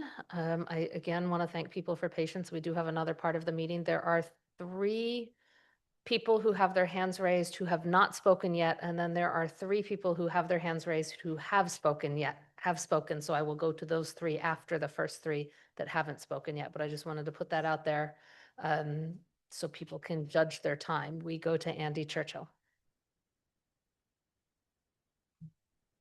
I have 2 questions, I guess, or 2 areas to address. Well, the first is that the memo that was sent to us talked about not wanting to deal in hypotheticals, but then I've heard tonight that we have done some tabletop exercises, and by their very nature, tabletop exercises are responding to how would you respond to a hypothetical situation. So I'm actually glad to hear that you are doing those tabletop exercises and that you're working with Amherst College and hopefully the UMass PD also on those. So I think that might be comforting to folks to know that it's not just a blanket, we're not going to deal in hypotheticals, but that we actually are thinking about how will we respond if we hear something, which I think a lot of people want to know.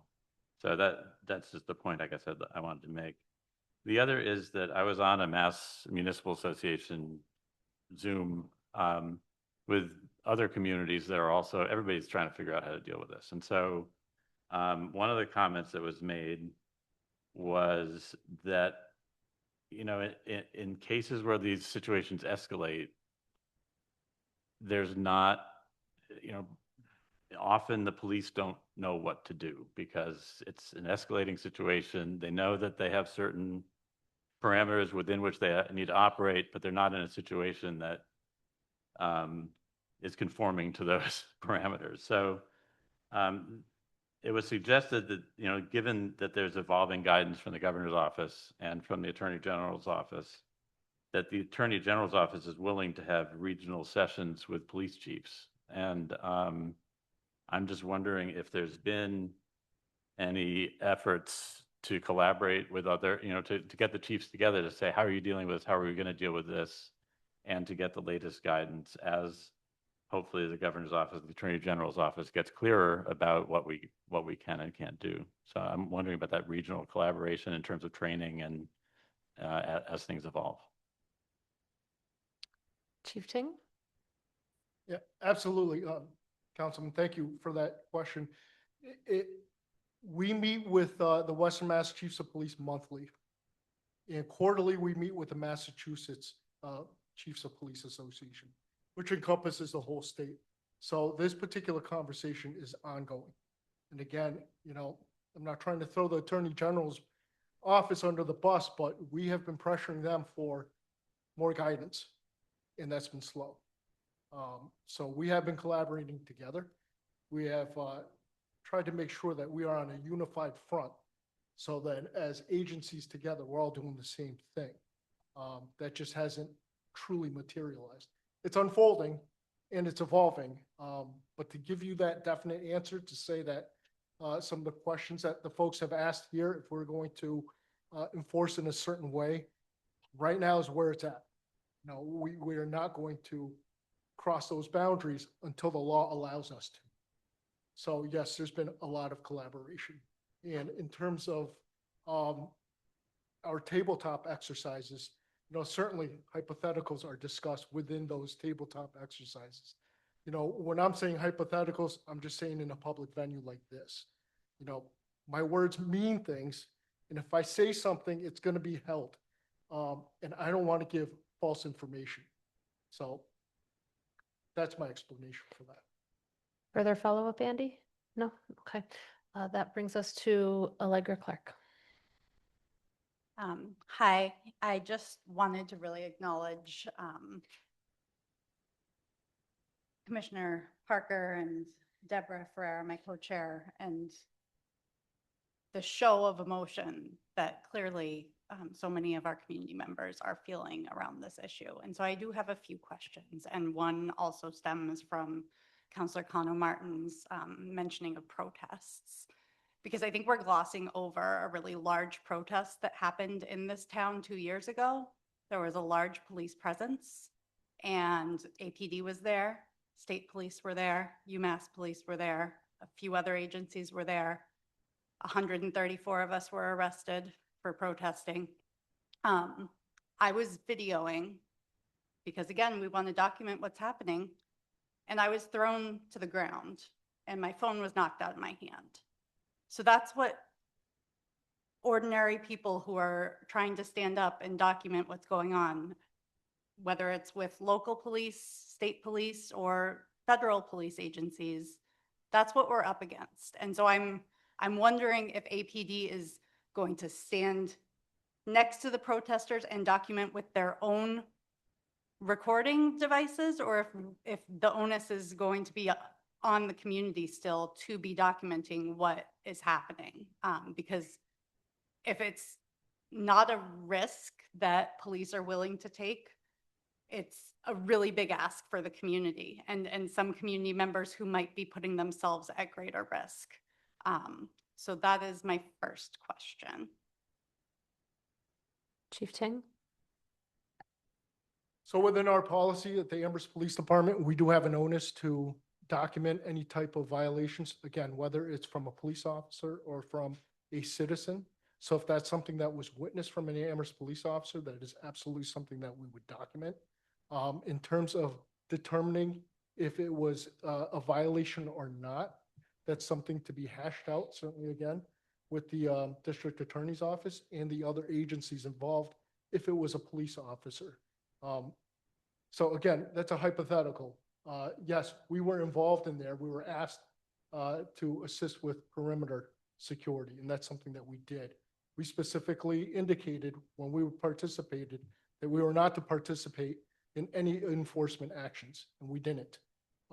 This is kind of a similar situation because I've been questioned on that particular instance before. So in the event of an ICE agent, an ICE operation here in town, we would ask for mutual aid response, certainly from the University Police Department, Amherst College, and Mass State Police. So there is a collaboration there. They asked us for assistance. We gave them specifics to make sure that we were not involved in that aspect of their operation, and they abided by that, and so did we. So when we ask them to come and assist us, we have to rely on them as well. And if we don't have that collaboration, they're not going to come. We only have 3 officers and 1 supervisor on the road per shift. So if there was an instance of ICE activity, it'd be all hands on deck. We'd be calling people from home to come in, and that takes time to assemble. If we didn't have the luxury of calling our neighbors to assist us. Allegra, follow-up? I did have just one other question. And so I was not present, but I was speaking with a friend who was at a District 3 meeting recently. And it's my understanding that you had been there talking a little bit about some immigration and other things around the police department. And there was a quote that said that Amherst is not a sanctuary city. And I wasn't there. So I wanted to clarify whether that was said, and if that is what was said, what was meant by that. And if that is what was meant, what can the APD do to change the culture and be brought on board with the sanctuary bylaw? Chief Ting. If I can answer that, yes.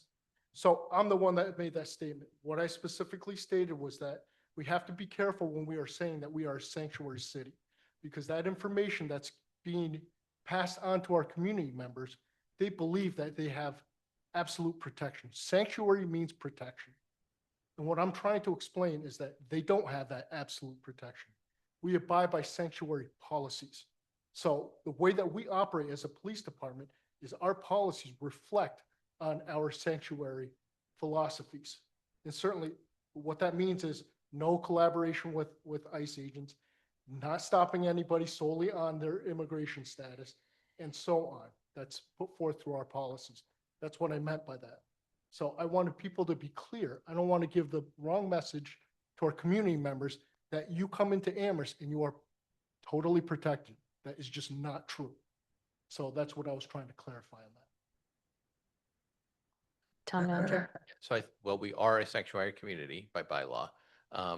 But I think that the chief's comment is really important because I fear, and sort of to Ronnie's comment as well, that people will feel, oh, we're protected in the town of Amherst.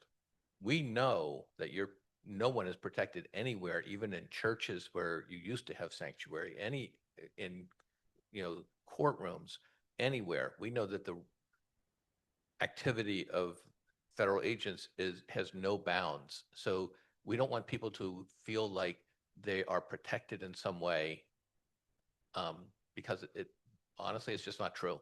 We can't control what's happening when these federal agents come into our town. We have the policies and we abide by them ourselves, but it doesn't apply to other people acting. Any further follow-up? No. Okay. Anna Derby. Is that working? Hi. I have a quick comment and a question. I'm here tonight as a member of the CSSJC, but I'm also a member of the Amherst Lucé Hub. And so my comment is, and I guess I'm going to shift this a little bit based on your last comment, town manager. we've heard from a number of people here tonight who are members of our immigrant community who have expressed how they and their families and their networks and their communities don't feel safe here. And I just wanted to point out that, Deborah spoke to a couple of people who have actually been detained, been kidnapped, been separated from their families, who are now here missing family members. But that in conversations with the community and trying to figure out how to make people feel safer, I've also heard of 3 separate incidents of people self-deporting within the last year, specifically because they feel like they don't have that support within our community. So just want to point that out, that yes, it's important not to give people a false sense of security, but that if we don't make people feel like we have their backs, they will no longer be parts of our community. And I also have a question for Chief Chang, and this is a point of clarification. Maybe it sounded like earlier you said that you had been collaborating with Luce in developing policies, or just can you clarify what in contact or involvement you've had with? No, I think I never said we were in collaboration with Luce. Sorry, in conversation. No, what I said was that the organization has come up before in terms of, do we want to collaborate with Luce? And it's not in our interest to pass on information to an external source because we can't. A lot of the information that we possess is protected and we can't give it to non-sworn entities. So that has come up in conversation. Hey, if the police department receives information, can we pass that on to Luce? So to kind of, in terms of solidifying communication, so the communication that I can pass on, I pass on directly to the town manager. And the town manager, from that point on, we will determine what the facts and circumstances are of the incident and determine, do we need DEI to be pulled in? Do we need CREST to be pulled in? So that's the collaboration that I was talking about. Thank you. Do you have any follow-up, Anna? No. I want to note that Commissioner Haywood is now in person in the town room. Haygood, sorry, I apologize. Haygood is in person in the town room instead of online, if people saw that disappear. We are moving on to Lisette Paradis. Hi. I just have a quick follow-up, kind of a couple questions. Could you speak closer to the mic? Yes, sorry, thank you. Does Amherst PD have body-worn cameras? Chief? We do not, and that's something that we would actively like to explore. Do they have cruiser cameras? Yes, we do. So in the event that Amherst PD is present during an ICE altercation, are they, since they don't have body-worn cameras, are they expected to document photographs and videos using their own cell phones? Chief? We do not use our own cell phones, personal cell phones, for police operations. We would utilize the cruiser camera that's available to us, but not personal cell phones. Is that? Sorry, Okay, thank continue. you. Thank you. We can kind of see how that could be a challenging using a cruiser camera, since the cruiser, the angle, will likely not capture the whole ordeal, given that oftentimes, bodies transition out of the camera pan. So how will it be possible to document and photograph altercations? So our vehicles are equipped with smartphones. Those are department issued, so the officers can utilize those. They can't utilize their personal phones. So there is a medium for that. And certainly body cameras are something that we would really love to have. And then I have another quick last question. We heard about an officer from Ed Rold's question, an officer that aids an Amherst resident and is then charged for obstruction of justice. How that individual would be backed by the Amherst PD and supported. However, is there a policy if an Amherst PD officer was to violate and was to work along with ICE? Town Manager Bachman or Chief Ting? I just want to clarify, can you ask that question again? Sure. Scenario, if an officer, if there was evidence or some sort of suggestion that there was an officer working for the Amherst Police Department that had notified ICE or had some sort of contact or is helping and aiding ICE, what would be the consequences against that officer? Chief Ting.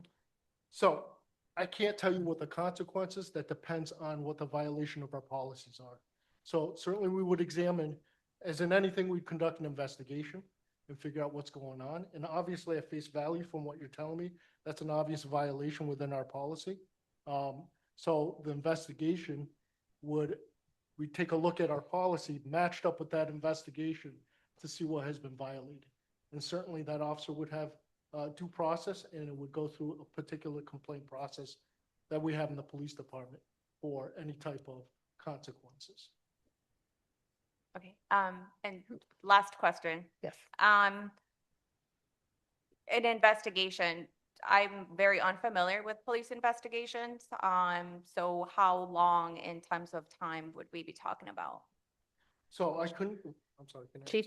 I couldn't give you a definitive answer on how long that would be. That's very dependent on how long it takes if we're dependent on other people, for example, gathering information. If we needed video footage from somebody else, it may take a day, it may take a week for them to give it to us. So it's all kind of dependent on the variables that come into play. Sometimes investigations last a day, sometimes they last weeks. So I couldn't give you an exact time frame. Yeah. Commissioner Clark. Thank you. I have a question specifically about the topic of enforcement, because I've also heard stories directly from others who are U.S. citizens, and ICE detained them, and they told ICE that they were a U.S. citizen and showed them their real ID, and ICE told them that their ID was fake. So what type of protections in that case does a person have? Because at that point, at least according to the Attorney General's advisement sheet that was sent out, it seems that enforcement action is really only legal for people who need to be removed or for people who are not citizens. So if they're detaining people who are citizens, telling them their ID is fake and denying them due process, if you were to get a call from a citizen who was experiencing such a thing, which would essentially amount to kidnapping, is your office prepared to come and aid them, or at least even prove that they are a U.S. citizen, or at least help them do that? Chief Ting. Absolutely. If somebody called and they asked for assistance and to verify their information, we would do that. Do you have any follow-up, Commissioner Clark? Yes. Just out of curiosity, from your department, I'm not sure how many of your officers are Amherst residents, but how will your department be aware of who's a resident? And, you know, as far as familiarity goes, is your office at least able to, I don't know, conduct some more activities or better meet and greets, or know who is a resident of this town, just in the case of being able to come up and be able to defend somebody? As far as just local residents, I guess. So it's a big community. I wish I could meet every single resident in town.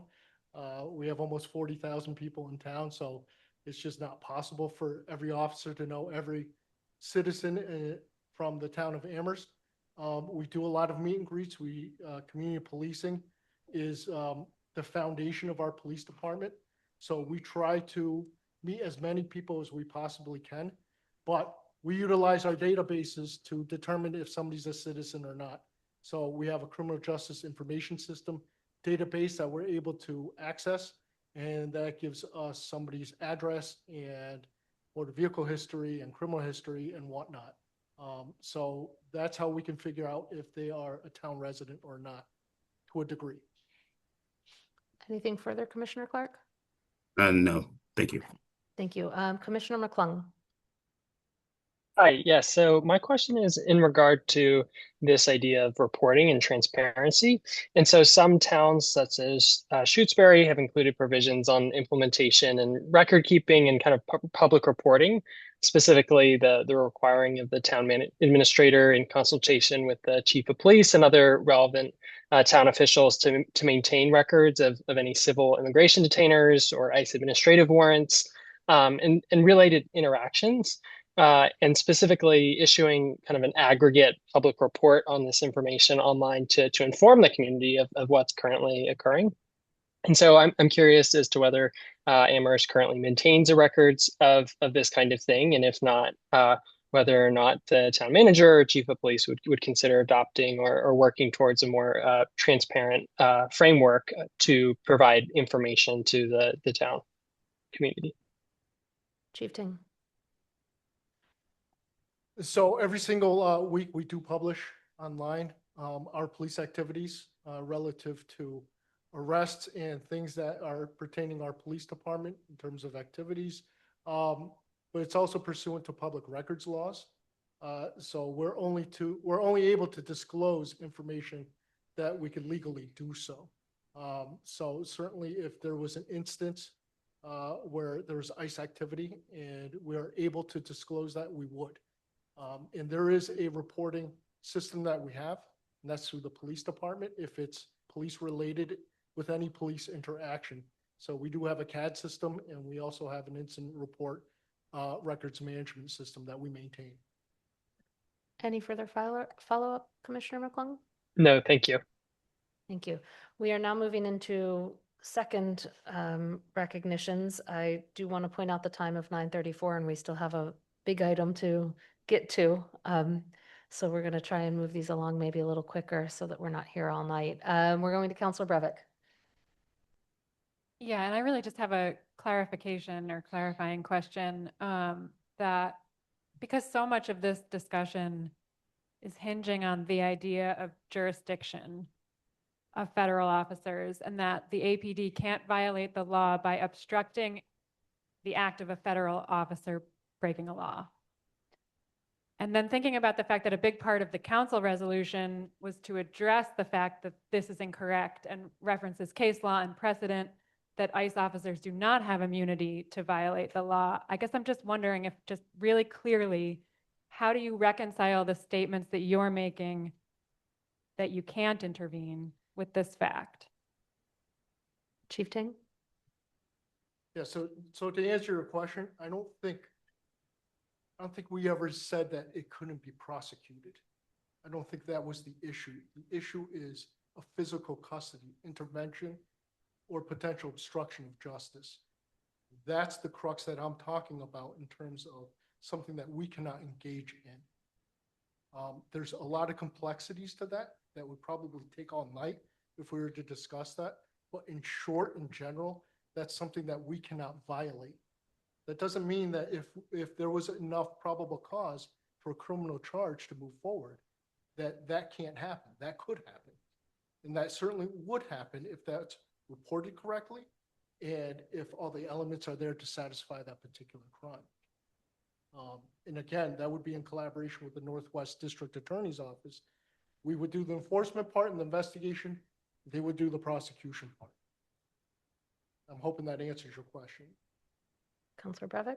Just quick follow-up, because it's my understanding this applies to enforcement as well as to prosecution. Would you be willing to go into detail in the future, or write something up or provide some sort of follow-up documentation of that complexity? Chief Ting? So Manager Buckelman. yeah, so I think that would be a great question for our town attorney. And I think that's I think that's the level of legality is that I think that's would be something that if we can frame the question out exactly what you'd like, I think that's a really good question for our town attorney to address in writing for the council. Thank you. Okay. We are at Commissioner Pillay. Yeah, this is an issue that I've been thinking about. Things that involve, let's say, impersonation. There have been cases I think at the beginning of last year when I think it was the Target store, down the road, they were selling, I think, tactical masks and gear that looked like, ice gear. It was marked ice and people were buying that kind of stuff. Now, how would our APD know if it's real or if it's an impersonation? And if they violated the Constitution, let's say breaking and entering, right, someplace, that's the Fourth Amendment, how would you know whether it's an impersonation or not? And there are cases all around the country. This is not, hypothetical. There have been arrests involving this, where people have been abducted. They've been victims of rape, victims of all kinds of violence, theft, things like that. Things such as, racial, profiling, involving harassment, beatings, things like that. That has happened all around the country. These are not hypotheticals. I think it'll be more useful to improve the debate by saying if it happened somewhere else, what would you do if the same thing or a similar thing happened here? So, for example, they shot somebody dead in the town of, let's say, Minneapolis. Will the police department step in to try to prevent such a thing? Or will they simply document? And so, with that, I'm saying that, there's a lot of ongoings all around the nation, and simply transfer those cases. If it happened here, what do we do? Because we need to push the argument forward, not just say that it hasn't happened here, so what are we going to do after it happens here? It just happened in the country. So we need to be prepared over here. And the second point I want to make is that this is a college town. And there have been numerous cases where the professors and students have been profiled. If they talked against Israel, for example, if you talk about Palestinian rights, some of that's a crime. And then they target these students. They get abducted, real abductions. And that's a violation of the Fourth Amendment. All kinds of very obvious constitutional violations. If you're seeing those obvious things of abductions, of breaking in, and the taking away of certain people, how would you know that it's an impersonation? How would you know it's a real thing? And even if that's the case, Massachusetts law also says that you cannot do that. So wouldn't you at least step up for the Commonwealth of Massachusetts, follow the law, do your job, so to speak, protect the citizens. So, I'd like a response from that from Chief Ting. Do you have any response, Chief Ting?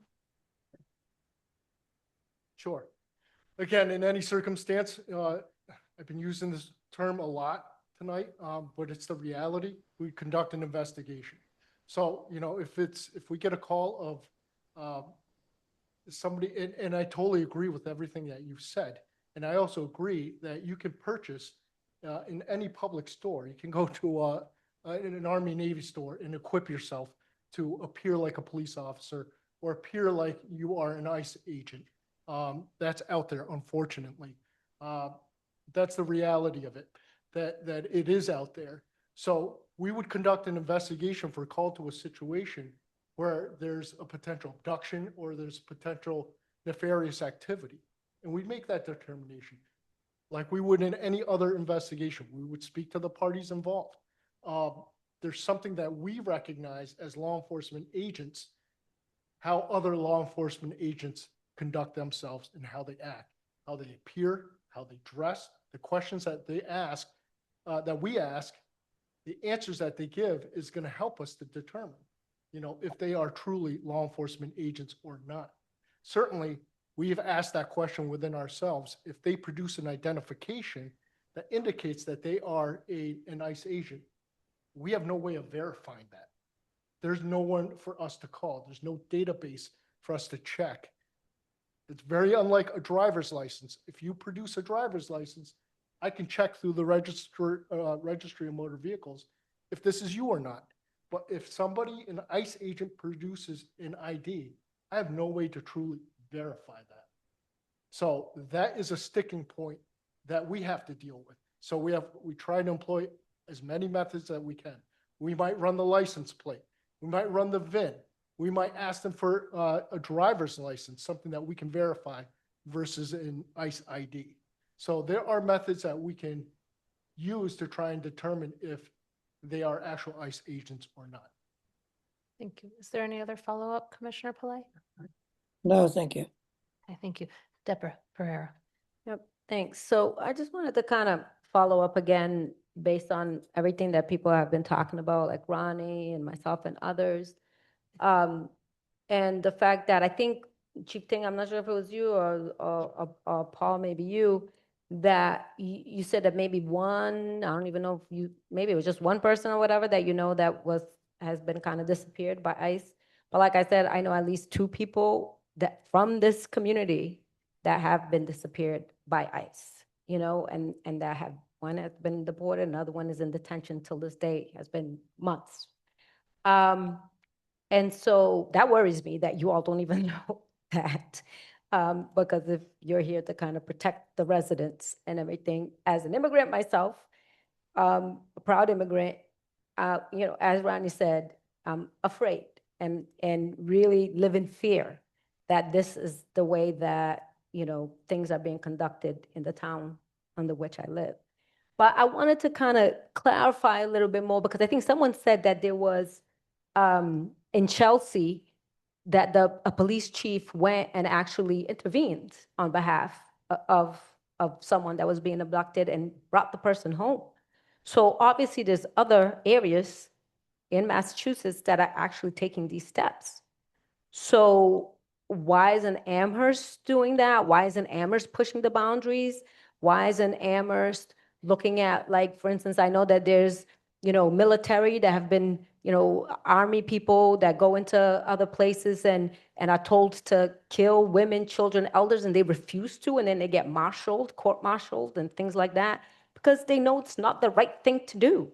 So I want to know why, Paul Bachman, as the town manager, why aren't you asking the attorneys, as an attorney myself, to really know how to defend our police when they're doing the right thing? This is the opportunity for the police to actually do the right thing, to become champions of people, for me to actually say, yay for the police. You see what I'm saying? But yet and still it's not happening, right? So other towns are doing it, but Amherst is choosing not to, and to hide behind, well, it's, it's the federal government and we don't want to mess with them and so on and so forth. So they have the cover of law so they can violate the law. So I want you all to kind of clarify that for me, because I really want to know how other towns, other cities are doing it, but that you all are not. Manager Bachman. So I don't know what Chelsea did. I'll call the city manager there and find out what happened, because that'd be information for us. I haven't heard that example before. In terms of the town can only work with the information that we have. We have one reported incident that was documented on Northeast Street with a resident. There have been lots of other calls at 5 or 6 in the morning from people in the school saying there's a rumor going around, and the police chief and I both get these from employees at the school district, and that we try to check it out, and then we haven't seen anybody that other than the one that we've been aware of. I'm sure there may be others that we're not aware of. It doesn't mean that we don't. And I think quite honestly, there's a lot of the community who don't trust the town and don't want to report it. So I think that's very real. And so I don't think you can count on the town knowing every incident with ICE. And that is concerning. I agree with you on that. I wish we did, but I think, we represent police and, government as well. So there's a break in that trust. And I think that's something we have to work to rebuild over time. But the external circumstances of the federal government are not helping that at all. But I'll check with the city manager in Chelsea to see what happened out there. Further follow-up? What about in terms of talking with your legal, in terms of ways to actually protect police officers, right? Because I guess Chief Ting said that, you all would defend them, but then post would fire them, which I don't know if that's necessarily the case. I have to go verify that. I'm going to do my research because as an attorney, I'll be able to research that very quickly. So I just want to know why, why aren't you looking at the town attorney to make sure that they're finding ways to actually protect the police officers so that they can actually intervene on behalf of these folks that are being violated? Yeah, this could build on the question that Councilor Brevik raised that we can sort of package into a question for our town attorney. Thank you. All right. You're good? Okay.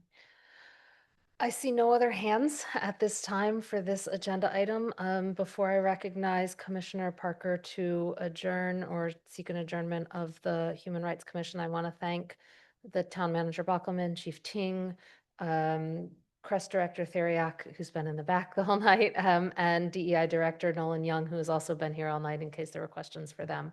Thank you for your time. Thank you for your candor and your answer to the questions. I'm now going to turn the mic over to Commissioner Parker to seek adjournment of the Human Rights Commission. Okay, may I please have a motion to adjourn the Human Rights Commission meeting? Second? Second. Thank you. So Commissioner Clark, Yes. Commissioner Haygood, Commissioner Khan has left, Commissioner McClellan, Yes. Parker, yes, Commissioner Pillay, Yes. and Tara Torina is absent. Okay, this meeting of the Human Rights Commission is adjourned. Thank you all. Thank you to the Human Rights Commission. The CSSJC and the council meeting will continue after a short 5-minute break, and we will reset and do all of that, but we get our break now.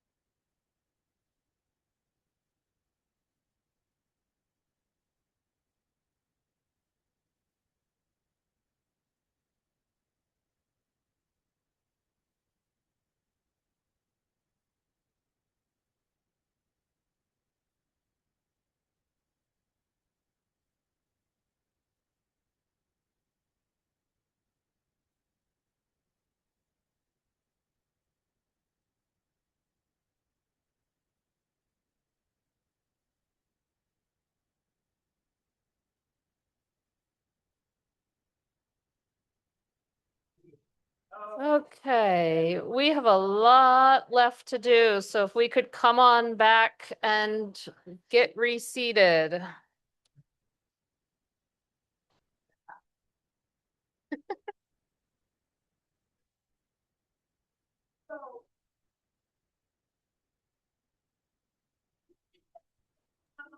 Mandy, I'm back. My video's just off.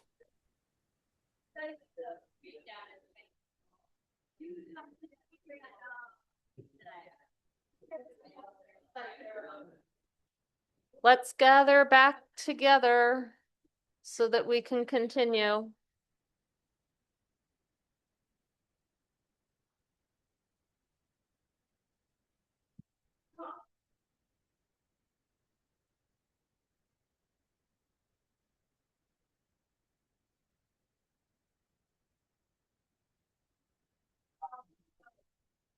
If you are online, please turn your video on so that we know you are back.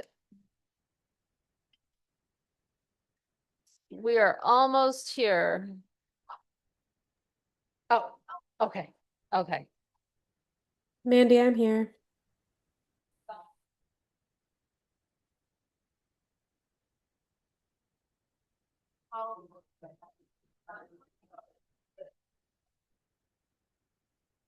Yep, okay. Can we please quiet down so we can get started? Thank you. We got a lot to still do. Okay, so we are, those that are online, we've got Counselor Ryan is there, Ryan, Pam, Anna Devlin Gauthier, are you here Yep, still here. Okay, thank you. I think that's everyone that I can see. Okay.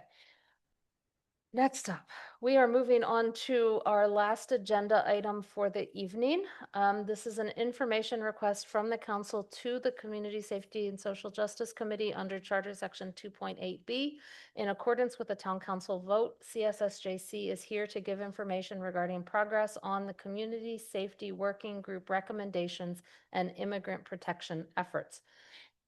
Because the council vote asked representatives of CSSJC to appear, I will preference recognizing the two co-chairs as the representatives, but CSSJC remains in a meeting and all CSSJC members can seek to be recognized to provide information during this presentation and information session.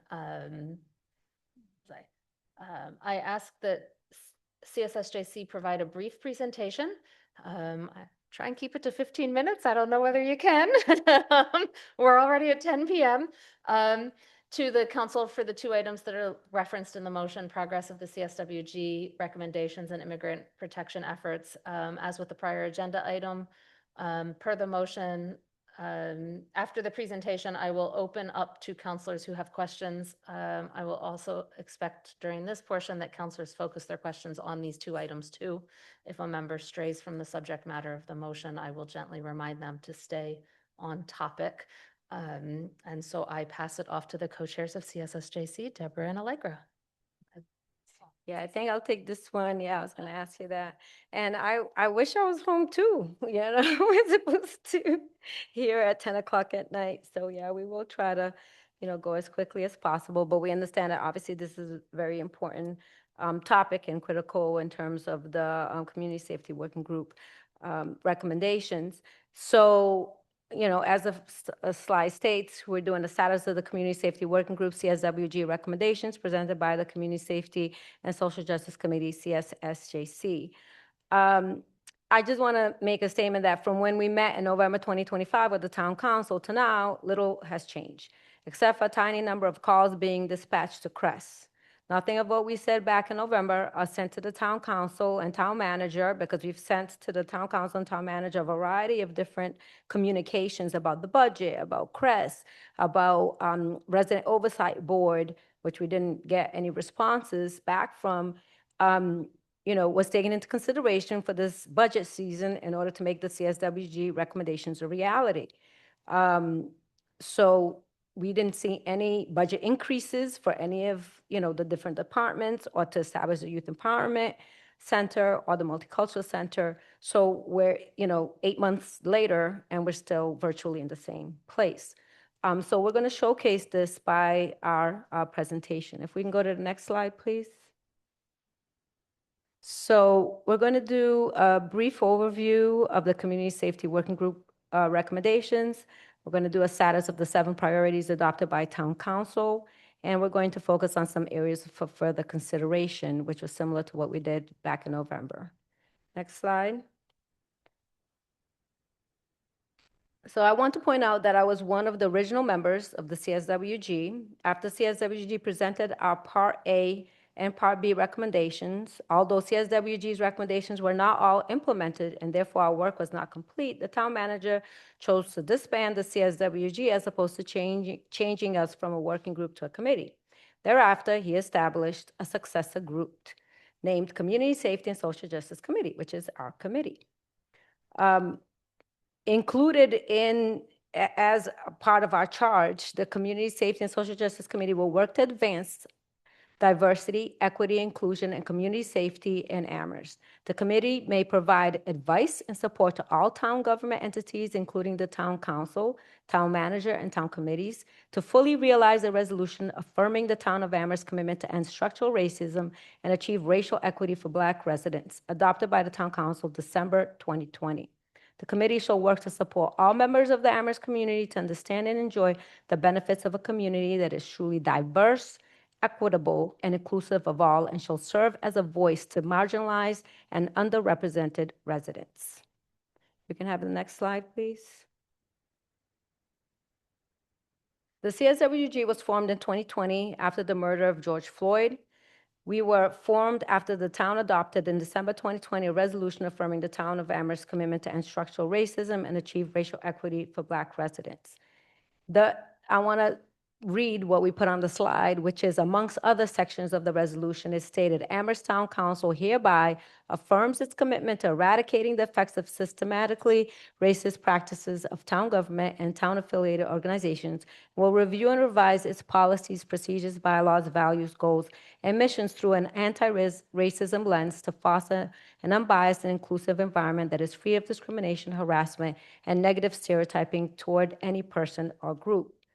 So we definitely took that to heart as CSWG members and now as CSSJC. We take our job very seriously. If that's what the resolution that was put in place, then we want to make sure, as look at our name, Community Safety Working Group, dealing with social, at that time, looking at that part, and then CSSJC, Community Safety and Social Justice Committee. We take those words very seriously. It's not a game for us. And so we want to make sure that people understand it. So with CSWG, our charge, we were meeting weekly from November 2020 to October 2021. Our charge was to, 1, recommend alternative options to public safety services currently provided by the Amherst Police Department. So we had to recommend that. I mean, that is a serious charge, and we did, and we created CRESS. But we didn't create CRESS to be underfunded and understaffed and under-resourced and not be able to carry out its charge and not have actual, supposedly now there's dispatch protocols, but they're not getting the calls from dispatch. So we did our job. That was put in place, but yet the department is not being utilized to its full potential. 2, recommendations for resident oversight and for policy reforms for the Amherst Police Department. Resident oversight. 5 years later, there's no resident oversight board and no policy review at the police department. Our recommendations resulted in Part A and Part B recommendations that was made to the town council. These recommendations were made back in 2021, 5 years ago. And now I'm going to go into the Part A, Part B recommendations. If you can go to the next slide, please. So Part A, and we've already talked a little bit, right? CRESS, the formation of CRESS, the creation of the Resident Oversight Board, create a well-staffed and well-funded Department of Diversity, Equity, and Inclusion, create a BIPOC-led Amherst Youth Empowerment Center and Amherst BIPOC Cultural Center, reduce the size of the Amherst Police Department, and to continue the ongoing work of the Community Safety Working Group, which we are doing through CSSJC. 5 years later, only CRESS and DEI were established and poorly resourced and funded. And CRESS has been crippled by town government resistance towards providing the necessary support to actualize its full potential. As the League of Women Voters report stated, BIPOC and those on the margin are the ones that use CRESS the most. So we are the ones being impacted. The Resident Oversight Board has not been established as an empowered oversight board to investigate law enforcement complaints. BIPOC-led Youth Empowerment Center had initially been earmarked $500,000, then $50,000 was used until this day. We don't even know what the $50,000 was used for. And now the remaining $450,000, which had been earmarked to establish the center, is now in free cash, and no location has been identified to establish a center, and no funding has been earmarked for the permanent staff and programming, and the establishment of the multicultural center hasn't even been mentioned. BIPOC people in Amherst need spaces where they can be themselves without feeling othered. The April racist letter that was leafleted about town demonstrated this fact 20-fold. Lastly, the Amherst Police Department continues with their overabundance of officers and command staff, where only one of their positions were frozen, and they still have 47 members, while CRESS continues to shrink in size and has no assistant director and only 8 total staff. I mean, I think there's large disparity there, like incredible disparity there. Next slide, please. So then we did Part B recommendations a few months later in October 2021. I've already talked about the first 2, but we did the revise and update selected policies and contract provisions of the APD, use of force, consent searches, low-level and protectual vehicle stops, APD contract issues to be addressed in the next negotiations, and other policies. And I know we went into a lot more detail in November, so I'm not going to go into detail here. The only thing that I'm going to say is that for use of force, CSWG recommended rewriting the policy, and for consent searches, pretextual vehicle stops, it recommended eliminating, prohibiting, and revising these policies. So I'll go to the next slide, please. So for the Part B, we also recommended create an online dashboard that provides transparent, easy public access to data on APD vehicles stops by race. And I know that when Allegra talks about the 7 priorities, the policies as well as communicating more with the community are part of the priorities, the 7 priorities. So Allegra will talk a little bit more about that. But also we made a recommendation around traffic control and enforcement, move traffic control from the Amherst Police Department to a separate traffic control division under the CRESS Department, leaving only jailable traffic offenses to the APD. As Ronnie talked about, and as Black people in Amherst, we are afraid a lot of times to drive around because that's one of the main ways that the police stop us, right? Is pretextual stops where it's like a broken tail light, or there's no light over your license plate or something silly like that, that then you get racial profile. And then as a Black person, there's more opportunity for you to get racial profile. And that's why CSWG, that's why we made that recommendation. And till this day, there hasn't even been a mention to that. Informing drivers who have been stopped, why they're being stopped, pilot confirmation of racial identification, and then pedestrian safety committee. Number 5 was engage our town in an extended process of community racial healing and visioning, and that has been happening through DEI and through hiring initially Dr. Barbara Love, who was just excellent, who started doing the trainings around racial healing for our town. And then number 6, develop an anti-racist departmental culture in the APD. This is something that must happen if there's going to be trust amongst all the residents in Amherst. The chief stated that he would be undertaking this when I attended, and I asked him this very question at his candidacy open forum. It has not happened. APD has not sent any clear message that they are actively anti-racist, and they have not created an intentional culture demonstrating that they are anti-racist. They need to contact Dr. Love, who DEI contracted to do the visioning work, to engage her to work with them on a long-term basis to become actively anti-racist. She has worked with the town before. She has institutional knowledge to be effective. I had made the same recommendation back in November, and still nothing has transpired. So that's why we're here. We're back here at the town council to really get a sense of when are some of these things going to take place. Now I'm going to hand things over to Allegra for the 7 priorities.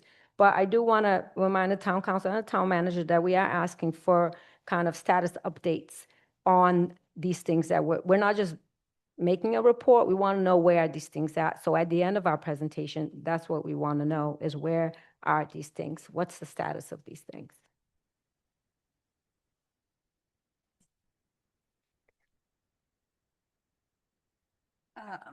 So in 2022, there was a meeting of the town council following a incident that occurred on July 5th in Amherst between a group of youth and the APD.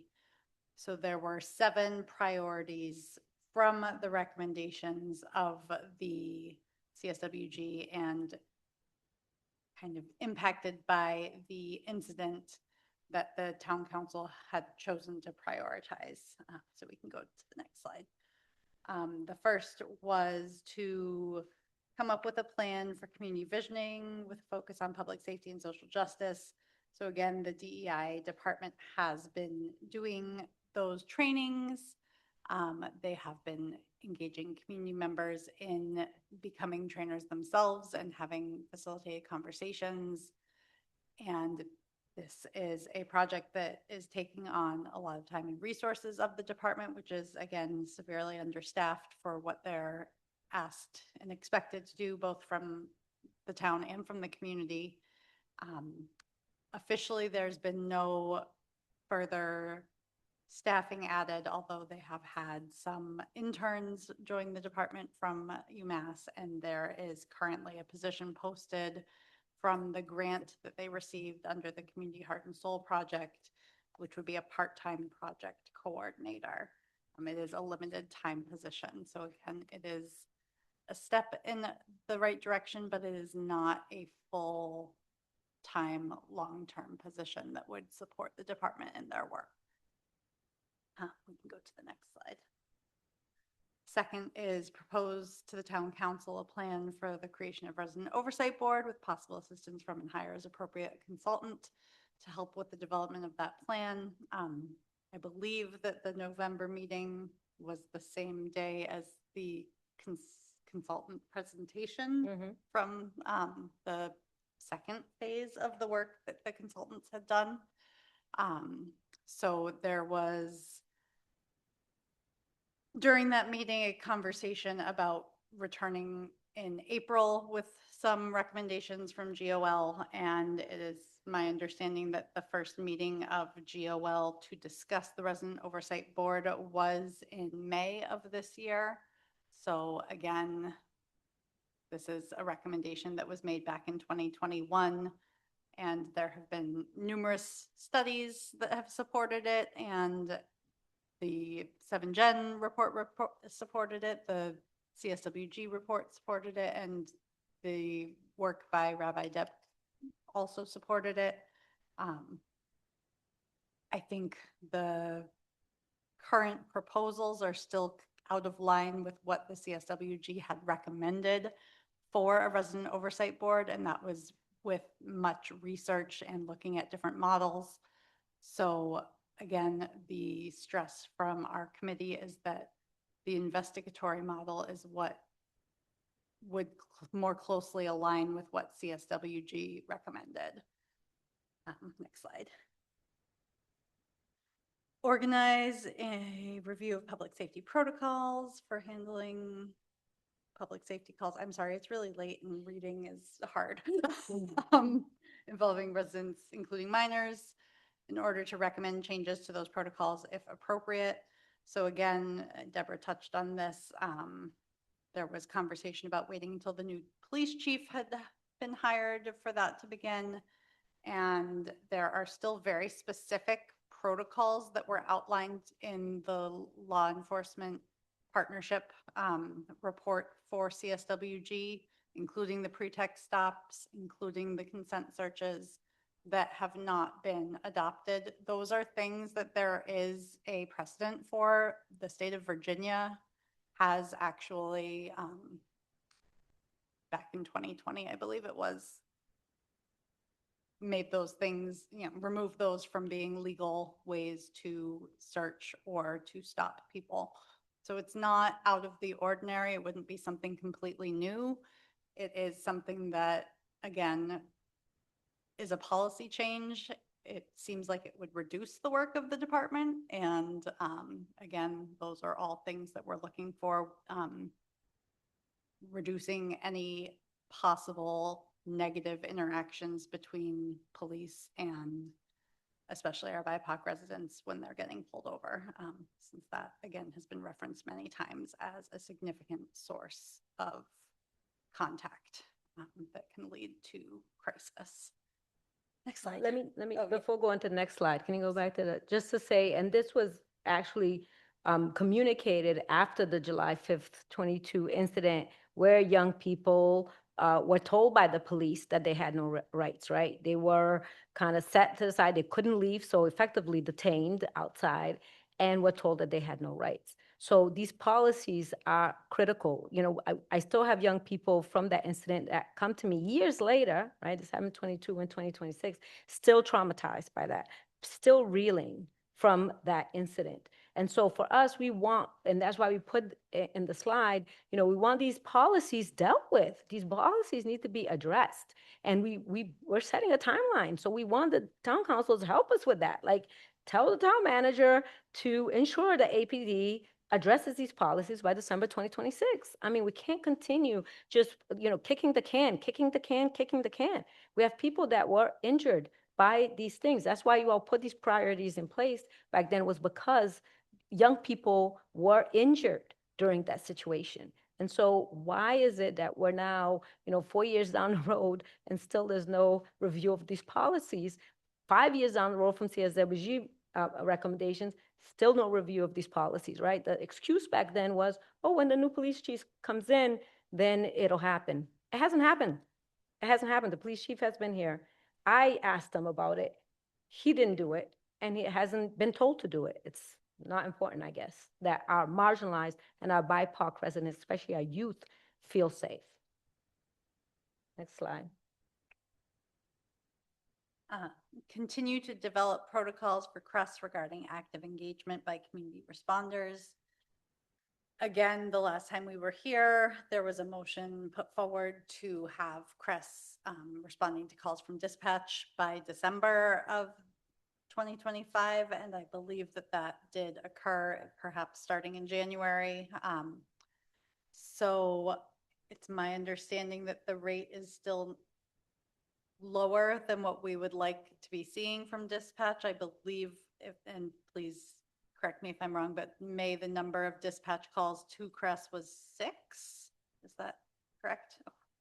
Yeah. And it's been averaging at like 2% for these months since January. Protocols were supposed to be in place in December. Supposedly they were put in place in January and been, you know, negligible. That's why we put negligible, because 2%. I mean, what? Why is the dispatch calls at 2%? And I know that obviously, and I know obviously Camille always, and I applaud her. She's doing an excellent job given what she's been given, right?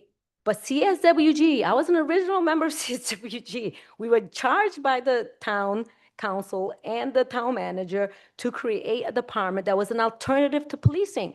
That is what you all charge us with, alternative to policing. That means dispatch calls need to go and need to be dispatched to CRESS and not 2% of the calls.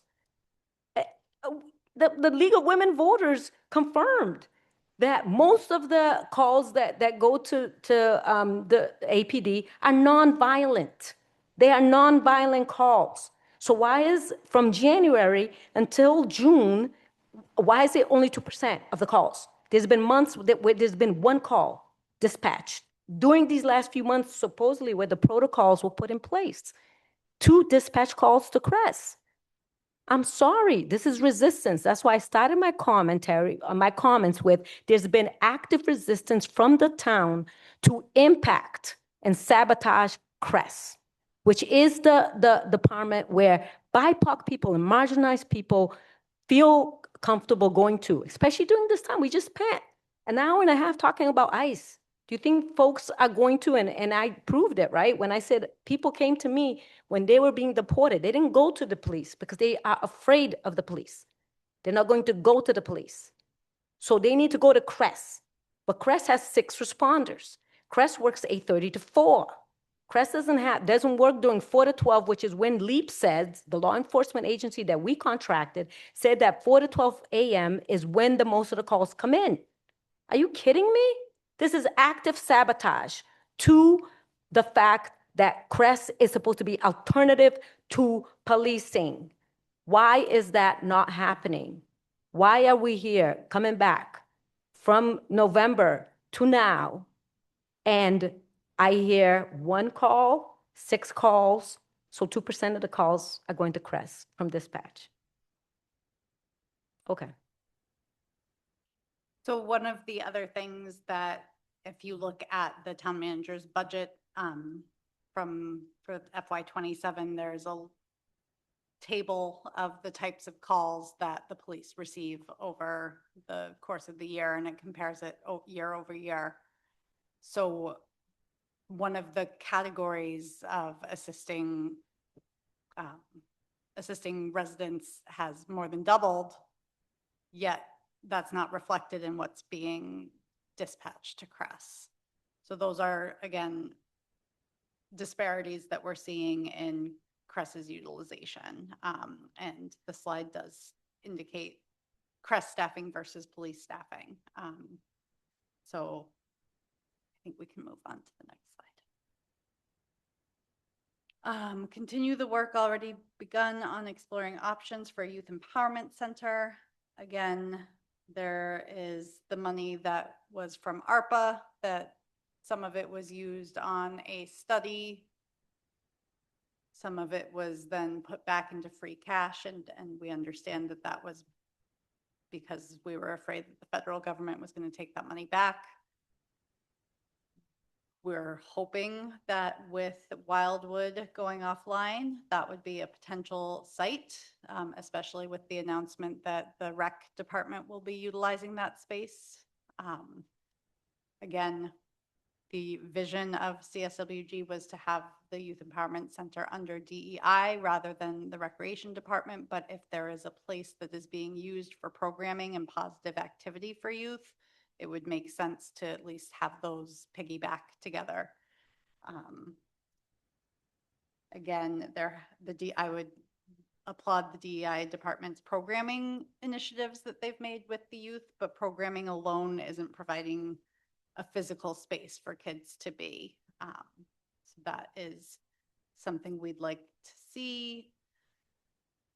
And we would like to be getting more regular updates about what a plan would be going forward related to the Youth Empowerment Center, as it was a priority set. Well, let me chime in on this one, because this one again is one that I hear from the community all the time, that this needs to happen. Like I said, this is a safety issue. We need a space for our young people, our BIPOC young people. It's not enough to have some programming here, there, everywhere. It has to be a safe space where young people, our BIPOC young people, and those who are marginalized, it doesn't have to be just BIPOC, all those who are marginalized, LGBTQIA+, and so on and so forth, need to have a space where they can go. It was $500,000 that was earmarked. Yes, it was we were told that it went to free cash or it could be protected, but I've heard that there's town councilors that were talking about, why don't we use that money that was earmarked for the Youth Empowerment Center? So while it's in free cash, it is being threatened. So therefore, it needs to be earmarked to the Youth Empowerment Center. We need the location. We have Wildwood coming up online. That needs to be established for the Youth Empowerment Center. And a budget. So why is it that there hasn't been any budget line put in place for the Youth Empowerment Center during this fiscal year for it to be established? When we came in November, we asked for it to be established so that it could be in place by September 2026. So this September. And also, we still don't have any liaison that comes to our meetings on a monthly basis to tell us anything about the Youth Empowerment Center, because again, I guess it's not important. I do email Paul, and Paul will provide us some updates here and there, but that's not sufficient. We are here to deal with safety. That is in our name, social justice and safety. This is a safety issue for our young people who were told in 2022 they have no rights. This is all connected. So this is important. And we're here to the town council to ask for timelines and deadlines. Next slide, please. 6 was provide training regarding racial equity rights and other options for training to employees and members of the public. DEI department has been actively engaging staff and the community in racial equity rights and anti-racism training. Again, they are a department of 2 people. They are overworked, understaffed. And again, the recommendation is that employee training needs to be mandatory for all town staff, programs, and volunteers, as well as the town council. And again, this is also addressed in the town manager goals of 2026. We can go to the next slide. The final one was develop a communications plan to raise awareness in the community about these efforts, and that the town manager will report on actions to be taken. Not complete. And again, nothing has changed from the November meeting. We can go to the next slide.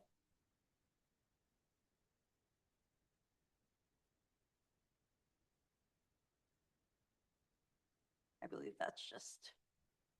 Yeah, it's just that we want to make sure that we're coming to meet with the town council, like we're getting on a schedule, which is good, but you know, we want to, obviously, when we come to the town council, is with that understanding that there's going to be timelines and deadlines, and that when, you know, and that the budget is going to take that into consideration, because if we're still coming back months later, and there's no budget line to these departments, then it's just going to stay as is, and there's not going to be any movement.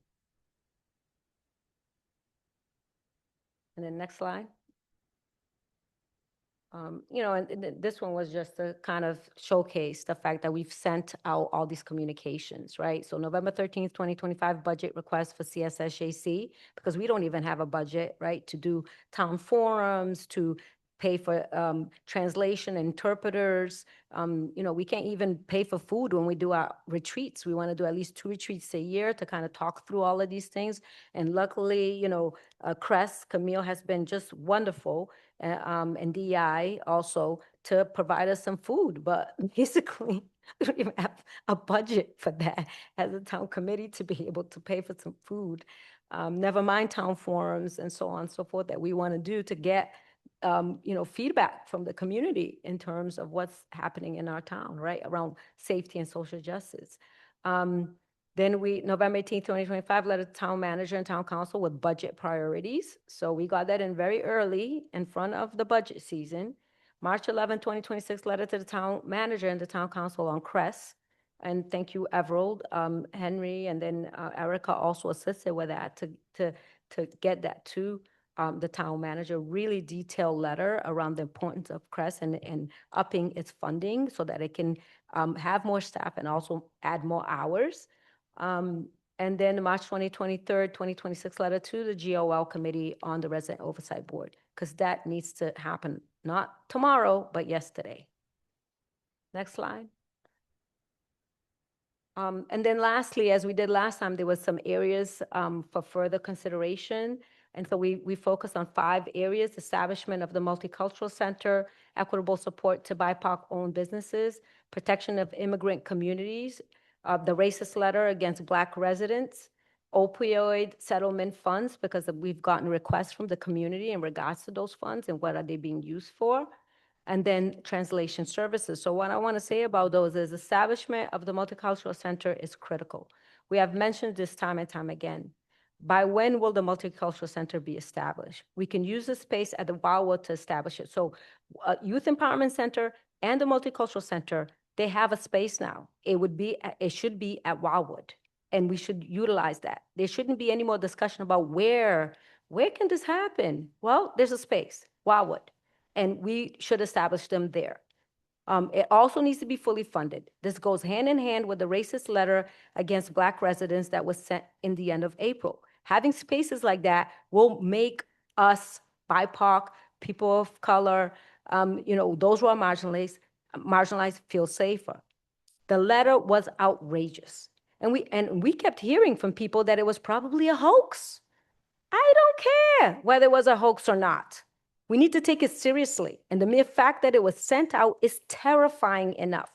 Reading a letter like this instills fear and alarm in me as a Black resident in Amherst and other Black residents in Amherst. Everyone should have been enraged and outraged, just like I was, by the letter. But instead, we need to put pressure on the town to even get a statement sent out. It was a good statement, but we had to make sure, monitor, right? I was on it, monitoring, making sure that a statement was going to be sent out. And why didn't the town council send a statement condemning the racist letter? Black people are under siege right now, nationally and locally. We need to be able to rely on our town government to feel safe. How can we do so if our town government doesn't take our reality seriously? Similarly, the town needs to sit down at a minimum monthly, and we had made the same recommendation in November, to meet and collaborate with the Black Business Association of Amherst area. I'm wearing their t-shirt right over here. I don't know if people can see it, but they're a great organization that are there supporting our Black businesses that need the visibility, support, and funding from their town.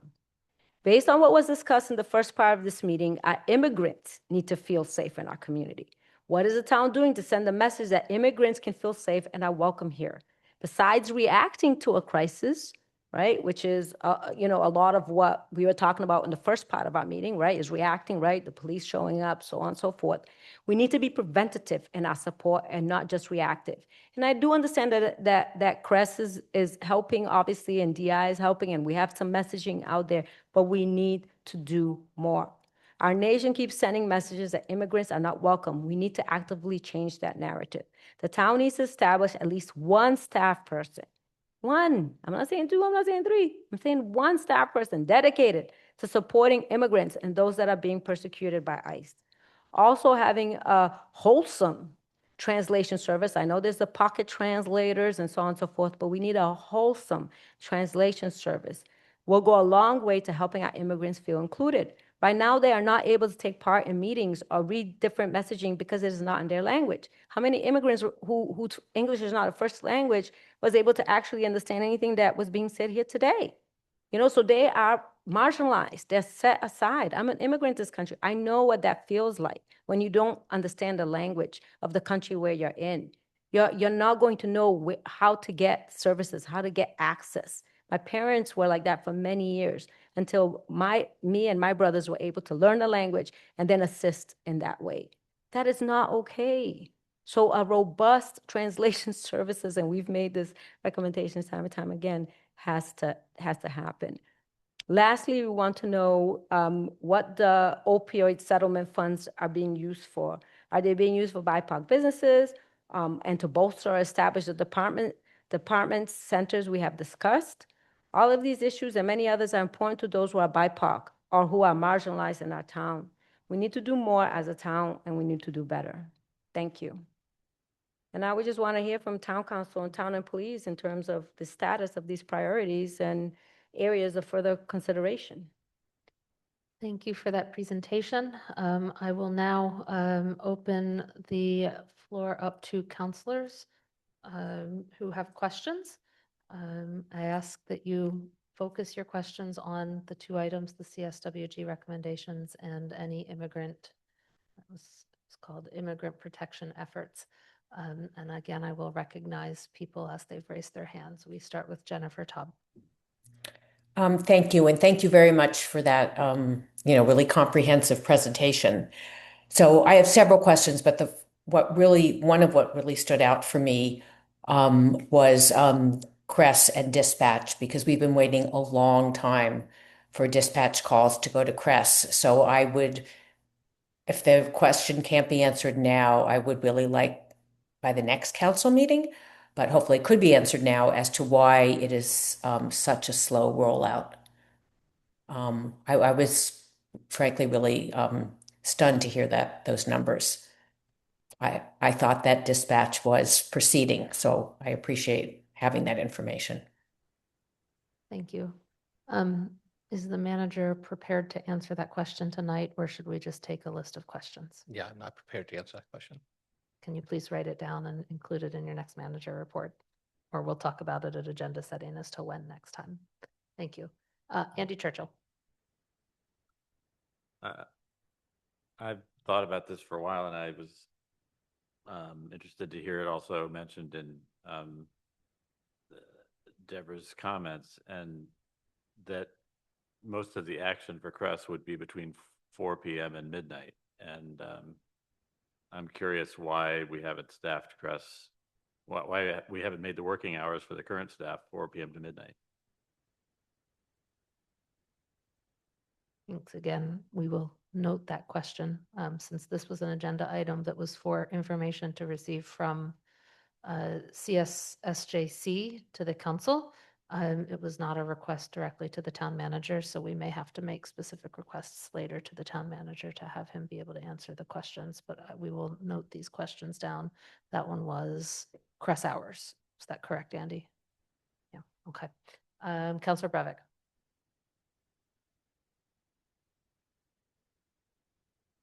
Yeah, just another question, and maybe, hopefully one that we can answer.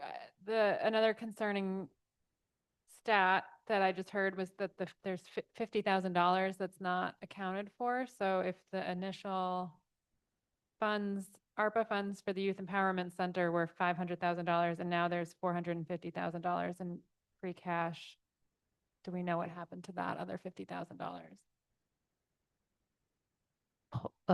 Manager Bachman, are you able to answer that one tonight? Yeah, it was expended on evaluating buildings, so I can get more detail on that as well.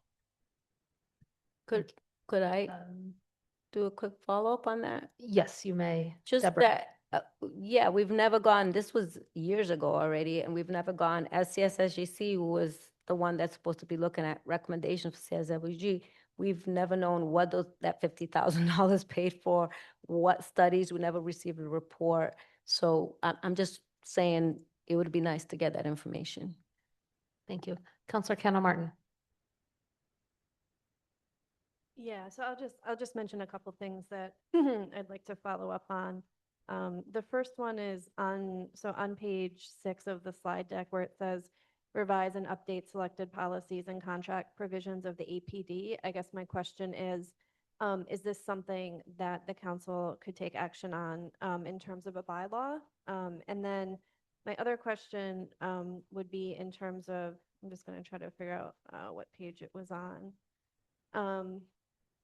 Yeah, so the review of the public safety protocols, this is page 11 for responding and handling public safety calls involving all residents, including minors. So it sounds like it's not completed. I guess my question is it in progress and will it be completed by December 2026?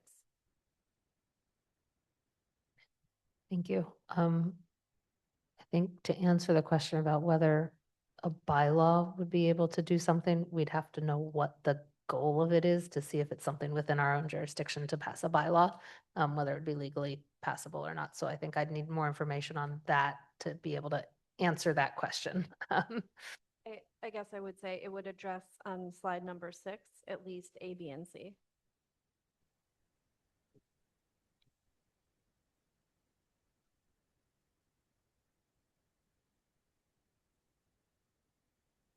I'm making notes because I don't think I could answer that tonight. I think we'd have to do a little bit of research on that. I believe policy revisions or public safety protocols are part of the manager's goals for the year, as noted on the slide. So we will note a update. I'll make a note to potentially have an update on goal progress and specific goal progress in the near future. Sam McLeod. Thank you, Mandy, and thank you, Deborah, Allegra, and the CSSJC folks. I have a comment. I listened to the presentation. I just wanted to, I guess, advocate or lend support to there are a lot of recommendations, and I realize it's systemic in terms of the request, but I just wanted to highlight uh, the goal of a youth empowerment center. Uh, you know, as a kid, my mom raised 6 kids by herself, different time. Kids went to the boys' club. Everybody went there. There's boys' club, girls' clubs. They had different hours. Uh, it was a place to go all the time. I think youth sports in Amherst has taken an aspect of that. You know, coaches are driving around, paying for kids, driving them. But I can't think of anything uh, to me that has a greater impact on the well-being of our youth outside of school and the home than a youth center of one form or another. Uh, it's a gathering place, it's social, it's physical, and I do think, I don't know, you know, I know we've funded money or we're allocating funding for Wildwood studies. Uh, sure seems like it'd be a great spot. And it makes a difference. I've coached a lot of these kids in the years past. I'd be driving to all these different places, and I can tell you, when they have a place to go, not just, you know, my son loved playing, but I picked these kids up who were great. We had a lot of fun. Their eyes light up. They got something to do, and kids in the, you know, activities, whatever. It doesn't have to just be sports, can be whatever. It correlates to the rest of what they have going on. I'm not speaking of this in terms of BIPOC or not, because I can only speak from my own experiences, but I've seen it. And I just think it would be phenomenal. I remember when they closed the boys club in Amherst, Steve Hamilton, just an unbelievable guy who built that where the bank center is right now. You know, they tore it down because of whatever. Used to have a basketball hoop in the whole bit. They went to the new one, no hoops. Kids weren't moving. They weren't, you know, they were out there playing games, but a place where kids, you know, right next to the fields. I've spoken enough. I just underline that as something that I think would be a great goal for the town to achieve for many reasons. Thank you. Thank you. Counselor Brevick. Yeah, I just wanted to say, I think, I hope that this is a council that is more supportive than maybe the council has been in the past. And I can just say for myself that watching previous presentations like this one along the way as a resident was one of the things that motivated me to run for council, and just seeing the just extremely slow, very incremental progress on these objectives. I think that we can start hopefully reporting out both ways, where we're coming back with some things that we've done. I'm happy to hear that these sessions are being scheduled, and that we'll have regular opportunities where you're not having to also then fight for an audience with us, and that's going to be built in. And so I think number one goal is to have things to report back on progress that we're making. And I'm committed to that. And I think we know the things we can do. We know the tools that we have at our disposal. The town manager knows what that there's the staff side, but there are things, that we can do with budget guidelines and the town manager goals and bylaws. And so I think we really need to start mapping out what that's going to look like. And I'm committed to that. Thank you. Are there any other comments, questions? I see Erica Piedade. And then I have. Thank you. It's Piedad. Thank you. I just want to make a comment because we listened for over an hour regarding protecting the public here in Amherst, and the fear and the concerns, especially of people of color and people who are immigrants or naturalized citizens, because they're coming after us next. And so what I just wanted to say is that what we've proposed is public safety. And one of the biggest programs, alternative to policing, is CRESS. And especially after hearing an hour and a half of certain people get protected and others don't. even though, we heard about the limitations of the police. But when you look at the police and the police resources, and you look at Amherst, we really have to think about what we want to invest in. And public safety is more than just responding to 911 calls, as we see from CREST data. I really think we need to really look at reallocation. I'd say let's study the impact of the police, but we actually have that study, which is LEAP, very clear. It's a roadmap that has never been followed. But if we really want to invest in public safety, let's look at reallocating resources to meaningful, impactful programs like CREST, like DEI, like the fire department, and like public health. So I really suggest that we take a broader look at who gets protected, how can we prevent the lack of feeling of, not being safe in this community and feeling included. And I think these other programs are really much more impactful than what I'm seeing in terms of APD. And I don't want to downplay the fact that, yes, if, my house is being broken into, that I will call the APD and I hope that they will respond, even if it's ICE. But at the same time, when I think about long-term impact around prevention and inclusion and social justice, I think we really have to think about CREST, DEI, Board of Health, and the fire departments, and reallocating some of the APD resources. Thank you. Thank you. Deborah? Yeah, I just wanted to say thank you all for listening to us. And like I said, yeah, I think Council Breivik, I don't know if there is a schedule. I think it was just good that we came on, and I think you helped a lot to make that happen. But I am saying that it would be nice to have a schedule so that we can come back. But also, I really want to see, I know that a lot of notes have been taken and things like that, but really like timelines, deadlines. We put in a lot in our slides in terms of, okay, we want this to happen by this date, because the thing is, like even I was talking to my son when I was presenting today, when I was preparing today, and I was like, it's basically the same presentation as back in November. You know what I'm saying? It's like I didn't have to really do much to change it, and that doesn't feel good.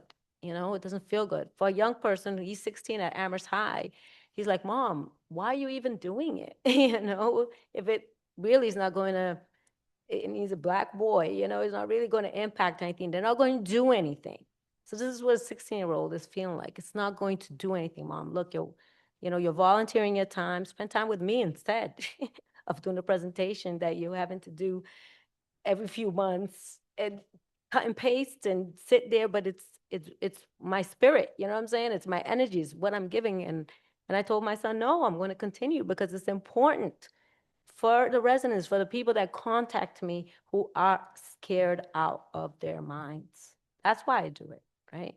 And so for me, I'm interested, what's the timelines, deadlines, let's get some of these things actually accomplished so I don't have to be back in another 8 months and have to say the same things again. Thank you. Councilor Lord? Yes, I first wanted to say thank you very, very much to CSSJC for the work you do for this repeated presentation. There will be another motion about a regularity so that it'll just last for all times because it'll be written into something in terms of bringing you before us. And I do hope it won't be at such a late hour in the future. And I just, I support the recommendations. Thank you. Everald? Thank you. I want to impart. Please speak closer to your mic. You have one of the ones that requires it very near. Okay. I want to impart in the committee that CREST has to be seen as a return on investment. It is the big ticket items that's on our list all comes down to public safety, and CREST is a big factor in driving that. And one of the things that has to be articulated is that inaction is perceived as the town of Amherst not caring about a part of its community. And when the community as a whole works in concert with each other, it is a desirable place to be and a place to live. You heard tonight a lot of information about ICE and fear and kids in school. It all ties together. And that cannot be overlooked. There is no argument that a lot of these are big ticket items. It does cost money. But the question that has to be asked is, if we don't do anything, how much are we actually spending? And one of the conversations I've had with Chief Ting, and I wish he was still here, is that there is full support for CRESS, because funding CRESS, and when I say funding CRESS, I mean fully funding CRESS by the original design, frees up APD to focus on other things that they don't need to do right now. There is support from APD. Those are Chief Ting's exact words. So the question comes back to, why does CRESS have this budget that they cannot really do anything with? APD has a significant budget, and I agree that if I call 911, I want the police to come. If I call CRESS, it is because I do not need the police, I need CRESS. I've had firsthand experience where people said, I called 911, what I really wanted was CRESS, but the police came, somebody was arrested that should not have been arrested, did not mean to be arrested. But when the police show up, they have very limited options. They have very limited options, and that has to be considered. It is very problematic that we have this department that can do a lot of things that APD said, they don't need to be doing, but we're not empowering them or funding them properly to do these things. So when we talk about people being scared to call 911, what is their alternative? It's, you have a community that's living in the shadows, that don't do anything, don't go anywhere. There is an impact to the community. It impacts people's mental health. It impacts people's way of life. And quite frankly, it impacts our economy.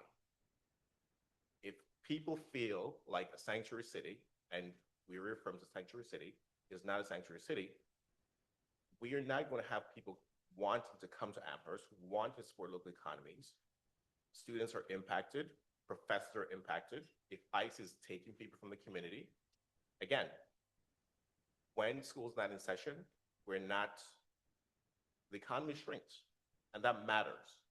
And so it has to be looked at holistically, not just in one singular piece.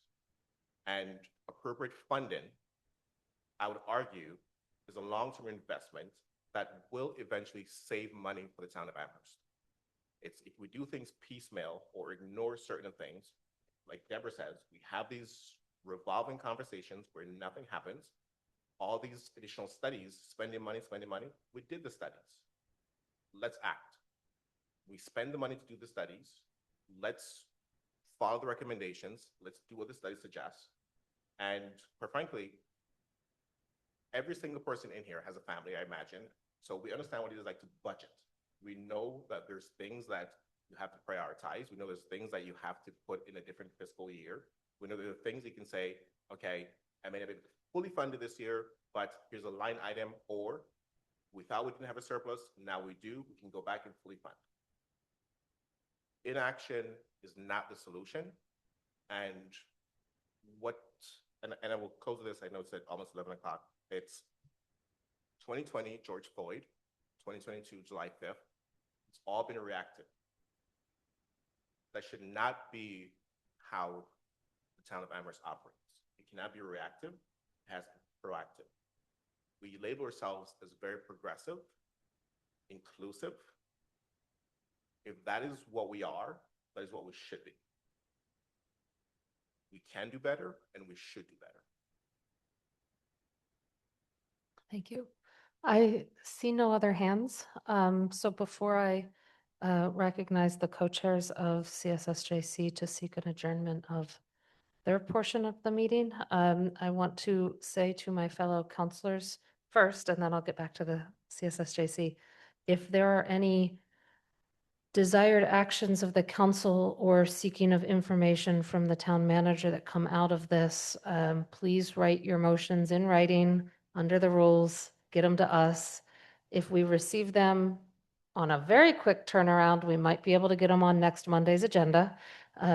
Otherwise, we will be discussing an agenda setting when they might be able to go on. Agenda setting in the next week or so will decide whether we hold the June 29th meeting or not. It's always been a meeting scheduled if needed. We can't make that decision until after next week because we need to know what happens with the budget before we, if the budget is not passed on Monday or not fully acted on, we have to hold the meeting. But if it is fully acted on, we will be making decisions as to whether there's enough items on that agenda to hold it. So I would ask that if there's anything coming out of tonight's meeting that you would like on agendas, the sooner I know, the better, so that we can bring it to agenda setting to make those decisions. The meeting after the 15th that will happen is in mid to late July. Just keep that in mind if the June 29th meeting ends up getting canceled. The next regular meeting after that is July 20th, I believe. So please keep that in mind. Anything from June 15th, next Monday, would need to be in Athena's hands by about, well, in writing by end of business on Wednesday, but we need to know about it earlier so that we can get it on an agenda before that, because we meet to talk agendas tomorrow. To CSSJC, I want to say thank you.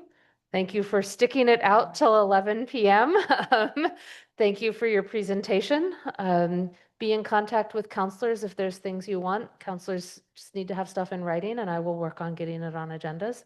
I look forward to working with you on other things too, but hopefully this is a meeting that seems to have been gone well compared to prior ones. So I'm pleased that you were here, that you've stuck it out till 11 p.m. and that you took the time to make that presentation and work through the council liaison to come in front of us. So thank you for that. With that, I'm going to pass it over to the CSSJC co-chairs to seek motions to adjourn.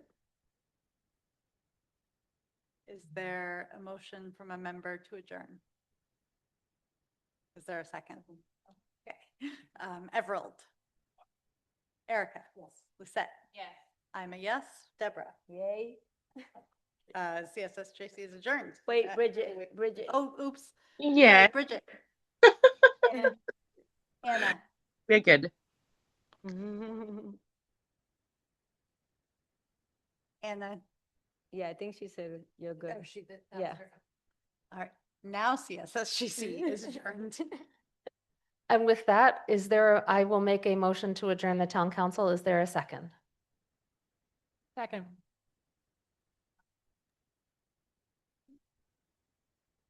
The second goes to Lynn Griesemer. We start with Pam Rooney. Yes. Counselor Ryan. Aye.